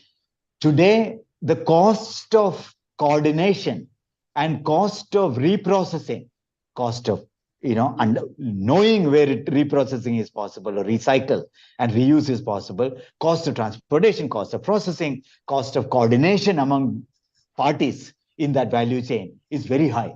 Because it's very high, no individual company or individual farmer can actually do anything about it. So they would rather burn the leftover, or throw it out on the road, what is left over, or try to figure out who can consume around them in an inefficient and fragmented way. What if there is an open network through which discovery of such resources, reusable resources and recyclable resources, negotiation and transport and logistics and pickup and processing is actually possible, digitally coordinated possible? An ONDC for circular economy. Think of that way. We think it's possible. We have 2 projects actually outside India on circular economy, and that's already happening. India, hopefully with our some friends at Deloitte and so on, we are expanding our efforts in especially in the crop burning and some recycle. Water may be tricky, but food waste and other waste can be tackled, right? So we are looking at that project. This is huge for us to tackle. This is 4th one. And the 5th one is actually is the ability to coordinate disaster response action. And this is another area where things, when disaster happens, Kerala flood, for example, of course, genuinely interested players jump in. Good Samaritans jump in. Hospitals, police, everybody jumps in. But it is very, very underperforming, low efficiency way of doing, because first of all, we don't predict, first, and second, we don't plan, and we don't digitally coordinate. It's actually on Twitter and WhatsApp and all, people somehow try to coordinate among themselves for food. This is why you see excess of food but less clothing, or excess of something and less of something, because coordination is very hard, and coordination cost is very hard when actually disaster happens, right? So we are doing this in US and possibly one in India in planning a disaster planning project, a disaster recovery. How do you digitally create an open network to coordinate among the parties, all players? When a disaster happens, how do notifications go in the pre-disaster? How do preparations go? And when the disaster happens, when does response go? And this needs to be digitally coordinated. This is the 5th one. And then last one, I'd end with that, as the absolutely important and critical is also skilling and livelihood. As we transition, green transition is thick and fast, and India is starting to do well with our solar and EV and every such efforts. We have much to do, much more to do around the world as well. But as we do, we have to reskill, upskill, and provide open livelihood opportunity to especially India, where 70% of Indians are less than 35 years old, young India. We have to be able to provide. Otherwise, the job displacement won't be handled well. It'll be quite difficult for us to respond to youth job issues and skilling issues. So over there also, we believe there's a network created under ONDC with X-Step Foundation and Beacon Protocol called Honest, without the H, ONEST, Honest.network, actually kicking into live gear this month, that provides a network approach, decentralized network approach to skilling and livelihood, and capital associated with like loans or scholarships and so on, access to capital related to skilling and livelihood. That's also under a vertical just kicking in on ONDC with Beacon Protocol and the X-Step Foundation. These 6 projects are concrete projects, but these are not enough. I'm not saying these 6 will solve our climate issue, not at all. But I think India has a means to unbundle our thinking and create digital infrastructure to re-coordinate and rebundle solutions and actually encourage ecosystem players to innovate. We have seen that with UPI, we are seeing with ONDC, we are seeing with DigiLocker, Aadhaar, and so on. And there's no reason why we can't apply the same thing for not only these projects and many more climate and sustainability related projects. Thank you so much for the opportunity. Appreciate your time.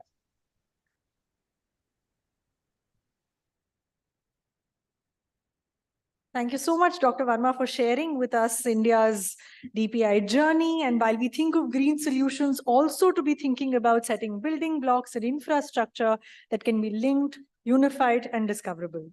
Without further ado, I'd like to now next welcome on stage Mr. Aditya Natraj, CEO of Piramal Foundation. His career in the development sector spans over 18 years, an Ashoka Fellow and an Aspen India Fellow. He serves on the governing boards of Quality Council of India, the Akansha Foundation, and Britspan India. Mr. Natraj, can I please request you to come on stage to discuss with Mr. Natraj his perspectives on future-ready nonprofits. We have with us Krishna from Sattva. Thank you. Thank you, everyone. After what India needs, we've looked at from climate, from agriculture, health perspectives. We're turning our attention to what does India need from the civil society, and who better than Aditya to talk about that. Diving right in, Aditya, we've recently put out some data where what we looked at was to understand how big the nonprofit ecosystem in India was, and how, what is the amount of, and using the amount of capital absorbed as an indicator of scale. It's not necessarily the indicator of scale, but some indicator of scale. What we have found is that the top 200 NGOs in the country today are able to absorb about 8,000 to 9,000 crores, at an annual level. Whereas philanthropy in India is already touching 50,000 crores and growing very fast. And already by the time we come to the 200th nonprofit, it's already close to 10 crores and below. So with all the numbers that we talked about, just in the, in the agri-food waste ecosystem, the numbers were so big. Looking at the problems we have to solve and the challenges ahead, do we today, have an opportunity to actually scale or grow the nonprofit ecosystem in India? And your take on where we are today and what we need to do as an ecosystem to get to the next level. Okay. Thanks, Krishna, for this conversation. And it's a tough question, right? Because it's a very nuanced answer, I think. I don't, like you said, capital alone is not a great way to say, okay, you need to have, like BRAC exists in Bangladesh with 1,000 crores plus. But that's because the Bangladeshi government failed at that time and there was a huge opportunity to grow. So to a certain extent, the fact that civil society is small in India possibly means government is working, right? And therefore you need to complement it only X amount. That being said, I think there is a restructuring of the civil society that's happened. I've been in the sector only for 20 years, but if you came in about 20 years ago, a lot of the civil society work was around community action and organizing for rights for people. We didn't have health services by government. We didn't have education services by government. We didn't have NREGA, right? So very basic things. We didn't have women programs. We didn't have maternal health programs. So these services were just not there. So a lot of the programs were like that. But now that those programs exist, what nonprofits need to do is completely different. Even if if you're working in the water and agri space, for example, for saving agri, we were doing some work in that area. And government of Rajasthan just allocated 1,700 crores to do the same thing. So how does it matter whether you were a 10 crore NGO or a 5 crore NGO? The point is that there's 1,700 crores to solve the same problem now. So I don't think it's just about capital, but it's about capability. And what is the capability we are bringing to the table to enable Viksit Bharat, which Dr. Balu spoke about? Pramod and team bring strong capability to the table, right? And which is why we're able to contribute. We're just not another tech provider. We are really innovating. And that's where I feel that nonprofits sort of split into, if I was to reorganize the ecosystem or imagine how we could nudge the ecosystem, I think nonprofits sort of get into three groups. What I'd call small, medium, and large, right? Just for simple, just to name it. Small are the ones, and I think we need 700 at least of these small ones, which really understand a district well. These understand a particular geography really well. So whether it's an education issue, health issue, water issue, the reality is when I'm working in Jaisalmer district of Rajasthan, which is a desert and larger than the whole state of Kerala, I have a very different solution, right? From working in Chaibasa, which is a tribal district, versus working in Uttarakhand, in Haridwar, which is a hill district. So you need someone who understands local community, has local trust, and I think you need a lot of NGOs who are focused on particular districts. It's almost like, if you pick a corporate analogy, you need a dealer or a franchisee who understands the specific consumer market, right? The second group, I think, are the category that's really critical, which is the category champions. I think Ratish and Sattva also mentioned this in their group. I'm finding that almost anything that you need to add value to, like people think, okay, I'm an education NGO. No, education is such a broad area. If you try to implement national education policy, despite the fact that there are 3,000, 10,000 NGOs in education, finally the actual capabilities required to deliver education, I don't think we have, even as the entire ecosystem put together. So it says sports-based education, which means you should be able to teach math also through sports. Such an opportunity. My son, loves cricket. So you use the cricket opportunity to say what is the required run rate and therefore teach him fractions. So someone has to specialize and figure out that so that then it becomes curriculum of the government and stuff like that, right? But that's not easy, because what seems to happen is that, so you need sports-based NGOs, you need aesthetic literacy-based NGOs, you need assessment based NGOs, you need school to work transition NGOs, you need gender-based NGOs. So within education itself, you need so many capabilities to make education work. And so just the local guy will not work. I think you need these strong capability players. And when you go into each of these, it's not even small, right? So because you go into just STEM education, or you go into just sports-based work, and within sports, there's team sports and individual sports, Indian sports and Western sports, competitive sports, and is it sports for play and physical health, or is it sports for competition? So if you actually split up the ecosystem, there's so much within just that sports space. So I think the deep capability that government needs, finally, we as an NGO sector are not really providing. And so I think those are the middle NGOs. And finally, you need a few people who are large NGOs, 100 crore plus types, who are doing more the integration of the work of all this. So bringing together the category players, and then bringing together the geography players and the funders, the high net worth individuals, and putting that together. But I think you need deep geography players and deep category players. Only then I think we can really add value. And where do you think we are today in these three? Where do you find most of our NGOs in these three categories? And what's stopping us to moving into a thinking or a structure like this? Yeah, unfortunately, I think in some places we're doing okay, but I would say if there's small, medium, and large, I think a lot of NGOs in India are micro, not even small, medium, and large, at the geography level. So we have collaborated with about 1,040 micro NGOs. But these are guys with less than 1 crore, the real civil society actors, they understand one block. I think that group needs to move up to saying, okay, this district I understand properly, not just this block, right? But there aren't enough district level players at the moment. And in the category level as well, there's a huge disparity. Like I said, I mean, you tell me what are 15 sports NGOs from which, we can work for sports. I don't know 15 sports. Do you know 15 art NGOs who are innovating in different ways of using art in education? Right, but there are hundreds of us working in education. Ashoka has 300 fellows nominated just in education. And you're telling me no one has thought of sports and art? How is it even possible, right? So I think we are very far away from that capability. And the same is true in health.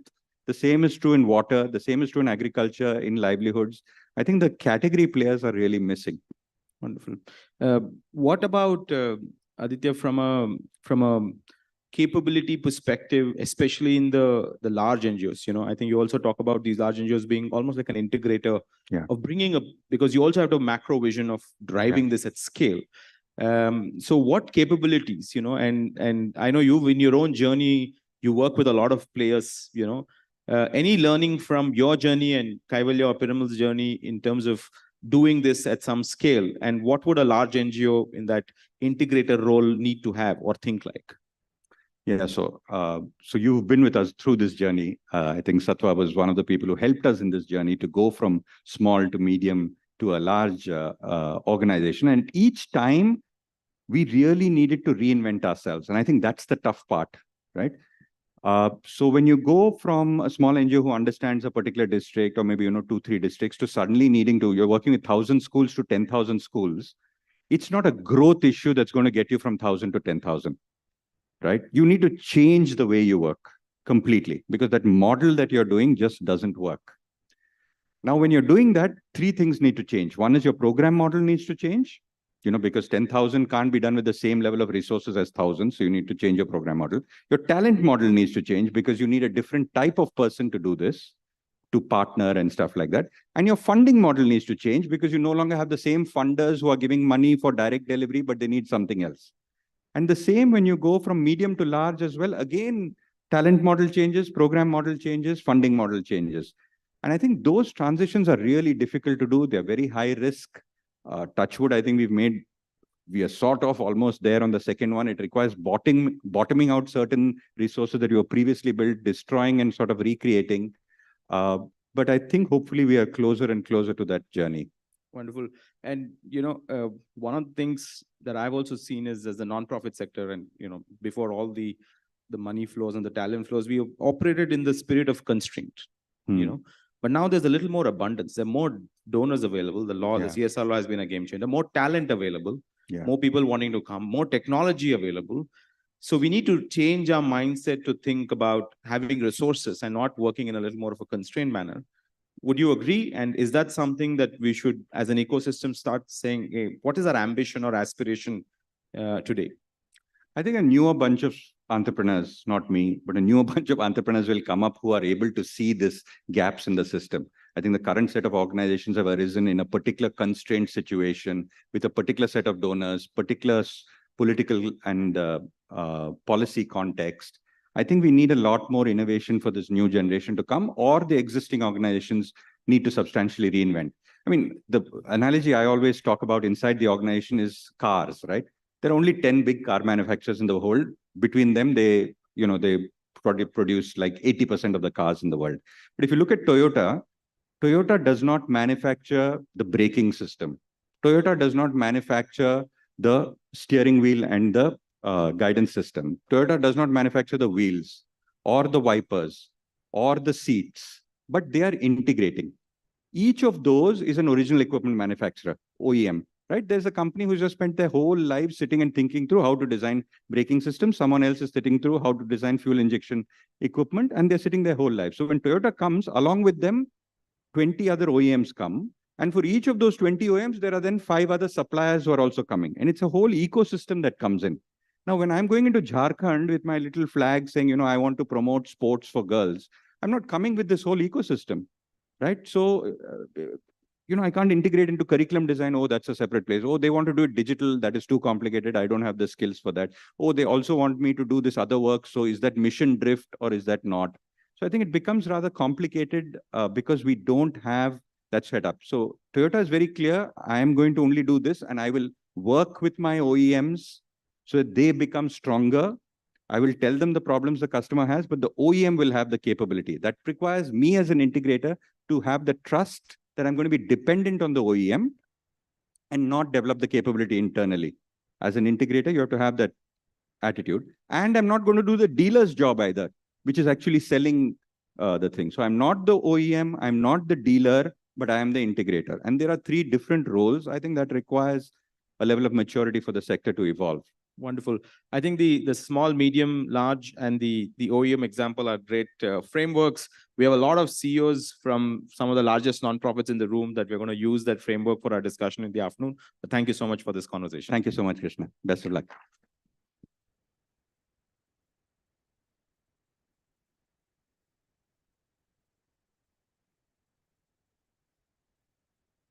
Thank you, Krishna and Mr. Natraj.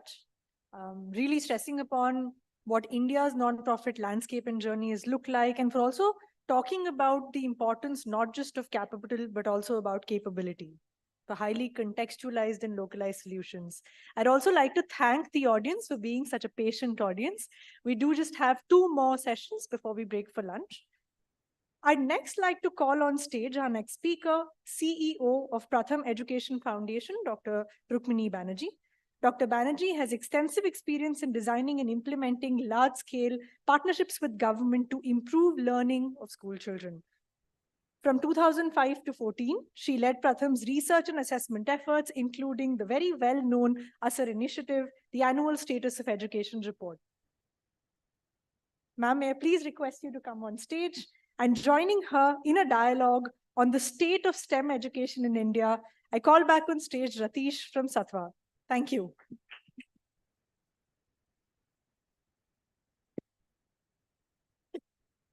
I'm really looking forward to our conversation. I always look forward to our conversation. So thank you, Rukmini. Thanks so much for being here. I'm going to jump right to it. I think we have an entire session in the afternoon, but the data just tells us that there are 65 million jobs that are going to be digital STEM jobs that is going to come up in India. Growth rate for STEM jobs is 88% compared to whatever other jobs that we're looking at, which is at 3.3%.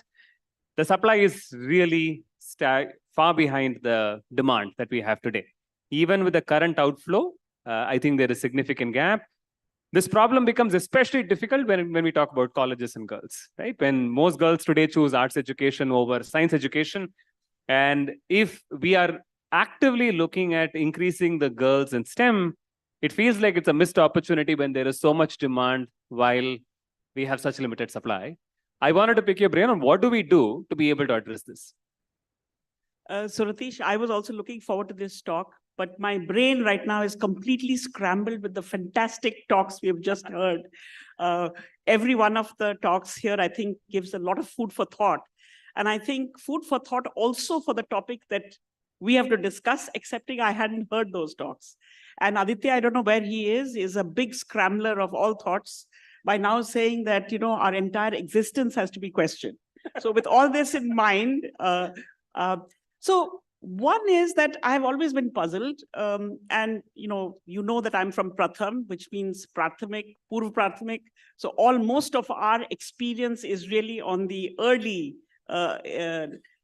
stages of education. Why, when we speak about STEM, we suddenly wake up at some higher level of education and then start getting worried about when people are getting from high school to college or maybe beyond? Because if really we want to create, whichever one we talk about, whether it's Viksit Bharat, whether it is real knowledge about, health outcomes. I was listening to the water conversation very carefully because we've been doing some work with water in middle school. How much this foundation needs to be built before we can actually even jump into the conversation you really want to have. Currently in India, we are looking at foundational skills in a very basic way. ASAR, which I feel is, I should call it made in India for India, but now being used in many parts of the world, really highlighted the fact that if you don't have these very basic skills in place, then we will not be able to really build the big, constructions that we want otherwise. But at the same time, I feel that even when we speak about STEM, at what stage are we thinking about what kind of mindset, what kind of skill, what kind of capability to be able to address what happens when so many girls go from here to there? And so I would really, I know you're going to release a report today. I haven't seen the report, but I would really like to challenge the fact that if we want a big highway, public infrastructure where children have the potential to be able to take any turn off of this highway, you need to build that highway from well before when we are beginning to think about STEM. I cannot agree more. And I think part of what we struggle with education is that we look at the person and say, this person's not employable. But the train started going off track in first grade, where the person's sort of not being able to follow. And so I fully agree with you, Rukmini, that starting from a foundational focus is important. But I want to take that focus on girls a little bit more strong, because sometimes when conversations become about norms, I'm an engineer, so I find it harder to sort of think, how do I break this down? And it does seem like an intractable problem. So, you know, how, like, and I've worked in models where, for instance, giving phone access to girls becomes an issue, right? I mean, looking at what they're capable of becomes an issue. What parents imagine of the girl, what the girl imagines of herself becomes an issue. I wanted to get your thoughts on the STEM conversation should start early, but how do we bring in the gender lens more actively to this? So let's look at, the data that exists. So if I look at ASER data, which is at district level now from 2005 onwards, and we have basic learning level data as well as schooling data. You don't see much of a gender difference in at least the basic reading or math levels. And if anything, if you look a little carefully, you may see a gender or a girl advantage. Minor, because our levels are not very high, we have a lot of variation and so on. But then if I stop and I look at ASER 2023, which we did last year, granted, it's not every district. We did one district in each state because we were exploring the 14 to 18 age group. And in the 14 to 18 age group, everything that we did showed a difference between what boys and girls were being able to do. Now, does this mean that something has kicked in after class 5? Does it mean that parents were fine up to the age 10 and then suddenly you feel that norms have come in? It's hard to say. But I want to point to a couple of things. So this ASER had about 30,000 or so young people who were covered. And we did a bunch of things, including we asked kids about their digital capabilities. And in addition, we did something quite different, which most, I think, digital reports don't do, is we actually asked kids to do things on a phone that they could get immediately. So number one, kids reported, boys or girls, that more than 90% families had a phone that they could access, whether all the time or sometimes. And second, when the actual survey team was in the household, ASER is a household survey, close to 70% could actually find a cell phone at that time to be able to do the tasks that we were talking about. And there we saw lots of things. We also saw that actual ownership of a phone in this age group, 40% boys own their own phone and less than 20% girls own their own phone. Now, you may say that this ownership has, of course, you can see the gendered pattern of this. But if you compared what kids were doing with their phone between the boys who owned the phone and the girls who owned the phone, there was no difference. So I think that each one of these differences has to be gone into. And I think that sometimes we take for granted norms. But I also think that if you watch carefully, step by step, and opportunities that open up. So if, for example, you were to give cell phones for their, time has come, I think. We are giving many things away. My own home state is Bihar, which I would say a big thing that changed. Norms, mindsets, behaviors, practices, when cycles were given to girls at a critical age. Because that, I think, the thought was that ladki cycle pe high school ja sakegi, because high school ladki ke paas nahi aa sakta hai. Where the girls went on the cycle is another question, because in Bihar, attendance in high school is not very high. But the fact that girls were mobile, girls could go places, they could do things, I think did a lot for a whole landscape that may have been intended or unintended, I don't know. So I think similarly, if girls had ownership of cell phones, which for various reasons, families, don't, give the boys a preference, you may see a very different shift quite quickly in terms of what is possible if you are on a cell phone. Now, if you look at our data, I don't know how many you have here, mostly what everybody is doing is looking at movies and songs. They're not actually going and looking at science content or anything like that. But I would say that that's now a next level, because the backbone of being able to access and do some basic skills are there, slightly lower for girls. And I think because they have less continued access to the phone. How do we get the young people, boys and girls, from just doing what currently they are interested in for entertainment to how can they, access it for... I'm hesitating because there is a STEM that gives you good marks in your board exams. And then there is a mindset and a skill which may be completely different. So I think when you get to the cell phone and get to this age group, there's a big pressure from everyone to do well in school. And to do well in school, you have certain, exam taking things that you do, which supposedly open up your pathway to do more STEM stuff. I think we need to broaden that as well. It sort of leads me to I have two questions. I think we have 1 minute and two questions. So we'll see how we do that. So the question really is what you just said. I think there is STEM as a subject, right? I'm a father myself. I'm like science mein kitna mark, physics mein kitna mark, biology mein kitna mark, which sort of is the entry pathway to get into a job. But once you get into a job, what everybody cares about is how analytically are you thinking? How are you able to break down a complex problem? Are you able to communicate, etc.? And what you just talked about, norms changing because of giving a cycle. Sometimes I feel we put a label on STEM saying STEM science hai, ladkiyon ko science nahi aata, but a girl can run an entire household and manage different things. Is a way to change the norm around STEM, also to change the definition of how STEM is seen in the community.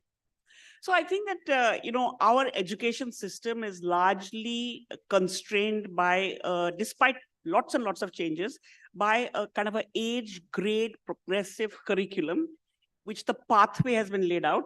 If you're in 6th standard, to aap ye sikhoge, by the time you get to 10th, aap ye sikhoge, and it follows a certain progression.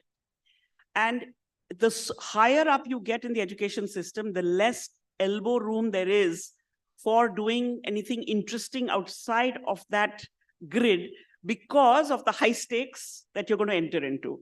And the stakes are getting higher because if you look at, say, even 10, 12 years ago, let's say that in India, this is a broad estimate, there is about 25 million people in an age group. Let's say 25 million in 6th, 25 million in 7th, and so on. If you look at 8th standard enrollment in 2007, 8, 9, 10, something like that, it was around 12 million. Today, 8th standard enrollment is close to 22, 23 million. Enrollment rates at the age of this 14 to 18 is 85%. Now, what is happening beyond your board exams, I don't know how much it is expanding to incorporate many of the wonderful things we are hearing. I think people are still heading to some very standard, organized sector jobs, which are not expanding at the rate at which this flow is coming through. So as I look ahead, I see that unless we do a lot to expand what science means, what world means, what application means, and what you're going to be able to do with life and livelihood beyond, this bottleneck is going to kill. It's actually literally killing people, but I think it's going to kill a lot of real talent because it's that gateway that we are focusing on. So I think there is a huge space. There is lots of things in the new education policy. There are initiatives like the Atal Tinkering Mission, which are still based not in every middle school. They are only in some places because for the mission, you have to have certain kinds of infrastructure to have it in your school. But I think the middle school, age 11 and above, we really need to rethink for that Viksit Bharat working backwards, for the resilient water working backwards, for many of the things we are thinking about, our current pathway is absolutely inadequate. And I think that the new education policy provides a lot of elbow room, whether it is small players or big players. This I'll have to discuss with Aditya separately. But for any player to be able to, including schools, the players in this system are not just NGOs. There are parents, there are self-help groups, there are many other partners out there to really use the education policy as the umbrella to try new things. Absolutely. I'm going to skip the last question because I do want to make time. And since you entered on Atal Tinkering Labs, I'm waiting for everybody to see who the next speaker is. But I just want to summarize what we discussed, Rukmini, because I think it's important. Number one is STEM shouldn't be a secondary education conversation. STEM is a foundational conversation. The sooner we start the discussion, the better it is. And the data tells us that if anything, girls are probably better than boys marginally on where we stand. Number one.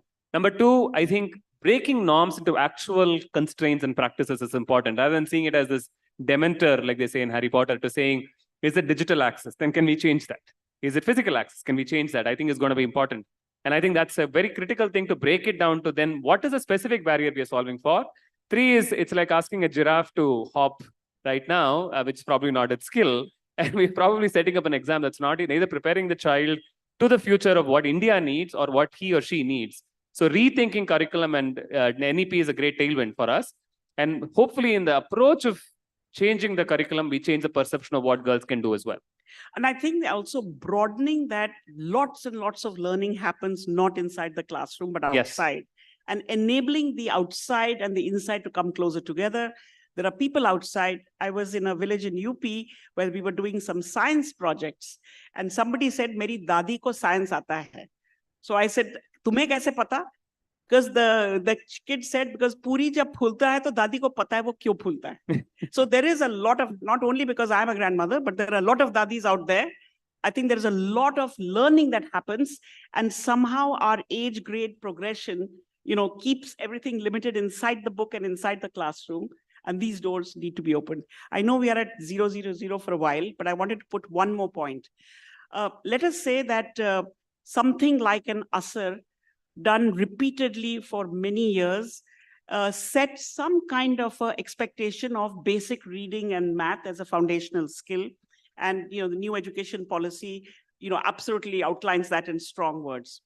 Now, India doesn't participate or has participated only once in PISA, which is the international assessment that is done by OECD and in which many countries participate. Now, I'm not saying that we should participate in PISA, but I think we need a national imagination of what a 15 or a 16-year-old in India needs for the Viksit Bharat or for the next 10, 15 years that we want to do. Our development of ASAR was based not for it becoming a survey, but for really understanding that kids were not making progress. And so what is it that needed to be unlocked, which everybody could understand? Parents, teachers, community members, children themselves. The ASAR's actual tool is very simple, which has enabled the development of an understanding of what is required. I think if we are really serious about STEM, if we are really serious about a development that takes into account a changing world, we need to imagine for ourselves what that 15-year-old in India will want to do. And maybe have a lot of very, fraught debates on it, but we need to discuss that. Because, and I'll stop with that. When we were developing the ASAR to 2023, and before that we did 2017 for the same age group, many conversations across, different tiers of society, largely rural. ASAR is a rural survey. And we would say कि 15 साल के लड़का या लड़की को कैसा होना चाहिए, क्या करना चाहिए. And, if I summarize everything we heard, it was two things. अच्छा इंसान होना चाहिए और अच्छे marks आने चाहिए. Now, there's a big difference between अच्छा इंसान and अच्छे marks. And I think we need to plow through that area to find out exactly what do we need. I'm glad you didn't say they're inversely proportional, but, thank you so much, Rukmini. It's always a pleasure talking to you. Thanks, everyone.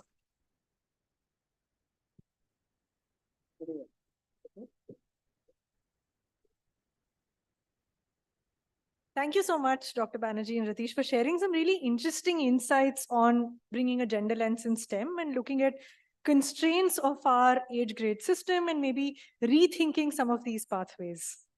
Over the last few months, the education practice at SKI has been working with ISEC to put together a report on barriers to breakthroughs, encouraging girls' participation in STEM education. And I'm very excited to launch the report. And to do the same, can I please invite on stage Siddharth Chaturvedi, Director at ISEC, Dr. Pallavi Rao Chaturvedi, Executive Vice President, ISEC Group, and Arun Nathan, Partner and Head of Nonprofit Advisory at Sattva.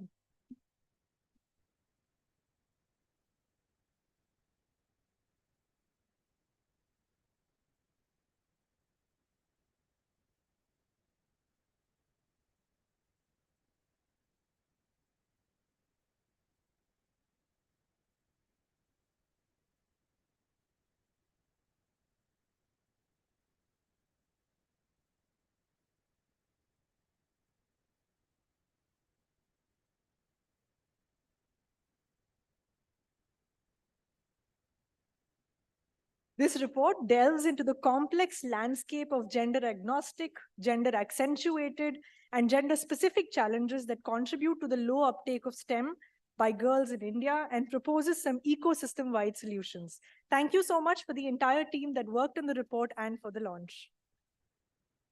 Next, I'd like to invite our next speaker, Dr. Chintan Vaishnav, to please come on stage. Dr. Vaishnav is a socio-technologist, an engineer, an innovator, and an entrepreneur.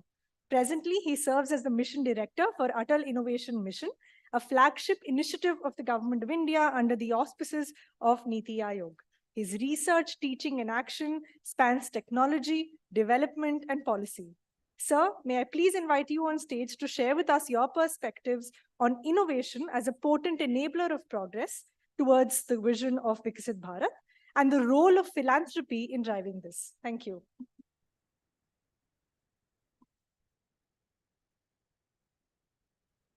Thank you very much.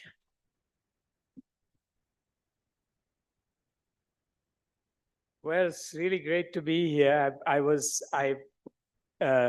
able to listen to Pramod and then two subsequent screen side chats. I have to say, this is a hard act to follow.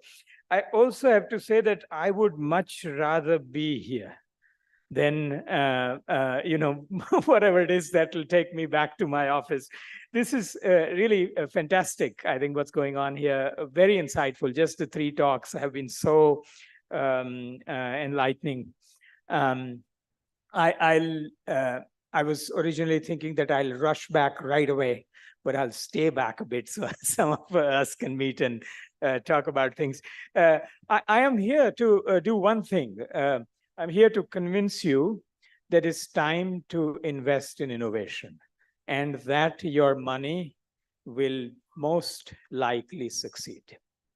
We're going to release a report on how to do that right after I speak. That's my purpose here. I'll just give you a little bit of a rationale behind it, everything that we've been doing, etc. So you have a little bit of background. Many of you are already thinking about it and in fact, understand the on-the-ground situation a lot better than I do. But this crowd, let me start by saying that this crowd is very close to me, to my heart, because before I came to Atal Innovation Mission to become the mission director, I was teaching at MIT and I was teaching technology for underserved communities.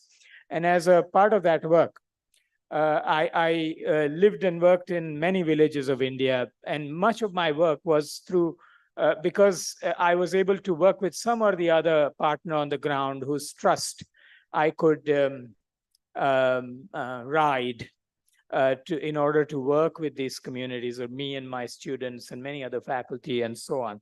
So what you do is very, very close to me. But the reason for this, so we came together, Atal Innovation Mission and Sattva, and also IICA, as well as Lakshya. We came together to write this little white paper on how to invest CSR or corporate philanthropy money in innovation, because of two reasons. The first was some models were emerging. The second was that it was clear that it wasn't really happening very easily. In fact, to the extent that we are trying to build, or we are building, what we call the Atal Community Innovation Centers, which are kind of incubators, but they are community-facing incubators. And I would go to many NGOs that I have known, and I would say, why don't you apply for one of these things? And they'll say, well, but innovation is not exactly what we do. So, and so I think this whole idea of reorienting the social impact work to innovation is sort of kind of the big backdrop in that we are also trying to work on. So let me take you through some thoughts. First of all, the report that we will release is obviously, although a few of these agencies came together to write, because we obviously, as Atal Innovation Mission, didn't have all the knowledge to do it, but it is for everybody. But the grand problem, as you see in this chart, if you look at the left-hand side of this chart, which is how much money is going into CSR, versus if you look at the right y-axis, so the left y-axis is in tens of thousands, right y-axis is in double digit. That is how much of that money, CSR money, is going into let me see, let me just make sure. Yeah, is going into innovation. just the scale of Y1 and Y2 should tell you that very little of CSR actually goes into innovation. That's the problem we're trying to solve, right? Now, there are some wonderful things happening. Yesterday, for example, we launched the one more edition of Indovation with Pfizer CSR, Social Alpha, which is an incubator, and IIT Delhi, an Atal Innovation Mission. And what we've done in the healthcare space, obviously Pfizer understands that space more than anybody else, or not, sorry, more than anything else that they understand. We have tried to run cohorts in oncology and digital health to accelerate startups that are very promising and would not really happen, would not really be able to do it easily through markets, through the help of these actors. So for example, one problem that we're working on, there are 6 such actors in the last cohort, is a company called AI Stath. We've all experienced a stethoscope. The challenge with the stethoscope is not at the end which goes on your chest. It's at the other end, which goes into somebody's ears, because that person has to understand what these sounds mean. And training that many doctors to do that has been a huge challenge. AI Stat is an AI-enabled stethoscope that can say several well-known conditions to a public healthcare worker that, you should refer this person to a doctor. Now, this problem with stethoscopes, existing market, and actors who produce the traditional stethoscope, disrupting that market is not an easy problem, and these people are trying to do that. So, and it's all through CSR money. So these types of problems can be solved. We know exactly how to do it. And I'm here to appeal to you that let's solve them together. And there's a lot of infrastructure now in place, right? In this chart, what you see is number of startups. This is a heat map of startups per state or union territory on the left-hand side. And those are all the various initiatives that support this kind of work. I won't really go into all of them, but you can see that this is beginning to happen everywhere, first of all. The way these startups are coming about in many of these sectors is through incubation. In this chart, you see 2 maps. On the left-hand side is number of incubators per state or union territory. Again, darker, the more incubators. The right-hand side is the same number per million population. That is, what is the access to incubation services in these places. You can see that wherever both maps are dark, things are well or better. Where left-hand side is dark, but right-hand side is light, that means you have large place and good number of incubators, but per capita number is much smaller, right? But they are there everywhere, as you can see. Many of these we work with. There are 1,000+ incubators, but 500 of these are through the government. Atal Tinkering Lab was mentioned. This is a map of Atal Tinkering Lab. As you see, it pretty much, you can pretty much see the whole nation through the location map of Atal Tinkering Labs, although this is still only 5% of our middle and high schools. So a lot of work to be done, but many young people are mobilized in design thinking and entrepreneurship. About 1.1 crore students we have touched through this kind of work. So at a very young age, also you can do. I was trying to show you a beautiful video which didn't play, so I won't. But there are some amazing celebrations by students that we experience every day, and in places that you would not even expect that these things are happening. So again, there's a way to reach it. So how to do it? Let me just read this now. Oh, this also looks a little different than what I had. But anyway, if you establish your intent and priorities, so do you want to run challenges? Do you want to run infrastructure? Do you want to solve a certain problem? Anything you pick, we are able to get sort of relevant stakeholders on the table. Okay. Once you do that, once we do these relevant stakeholders, we can get them on table. Then you can do a variety of things that we have succeeded with. So challenge is one of the easiest thing. You know the problem, you can get people providing solutions, and you can take them forward. Giving grants to, for example, incubators. This is the infrastructure like the HDFC Parivartan grant. Launching programs for fellowships, doing infrastructure type of work also in terms of supporting sort of adopting infrastructure. I'll be done in a minute max. And then some sort of service agreements with startups to solve certain problems, to support them. All of this models now exist. This is what this report that is about to be launched talks about. And I realize that conversation today is about 2047. So let me project myself a little bit towards 2047. I think this movement will be conquered in the next 10 to 15 years. We will have a density of young people doing startups and innovations that is comparable to any advanced nation in about 10 to 15 years. That's before 2047. In 2047, one of the 2-3 things that one needs to have conquered from innovation perspective is that, do we have mechanisms for creativity in academia or industry or government or society to flow to other domains? Do we have mechanisms for these 4 to work together?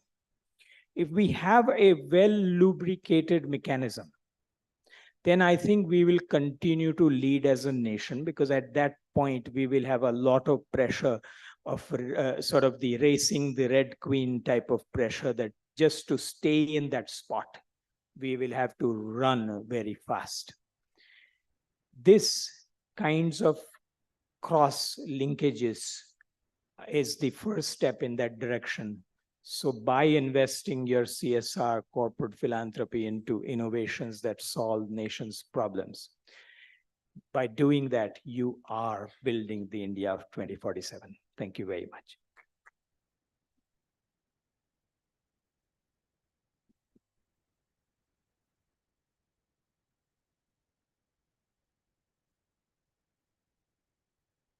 Thank you, Dr. Vaishnav, and hopefully for convincing us that innovation is and needs to be a fundamental approach to funding, and the role that corporate philanthropy can play in supporting innovative endeavors. Now we are excited to launch a report that Sir also mentioned on CSR and corporate philanthropy for innovation in India. This guidebook has been put together by SKI's Capital for Impact practice area in a strategic partnership with Atal Innovation Mission, and we're really happy to launch the report. If we can also get Vinay on stage and Nikhil as well.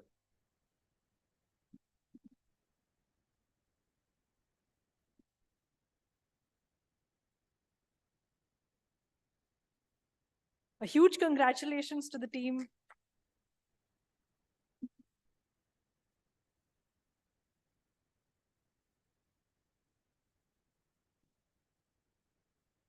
This actionable guidebook serves as a compass for corporates, guiding them on how to incubate and accelerate innovation, drawing inspiration from the experience of over 30 corporate leaders, incubators, and accelerators. It crafts a step-by-step roadmap for corporates to champion innovation. Thank you so much.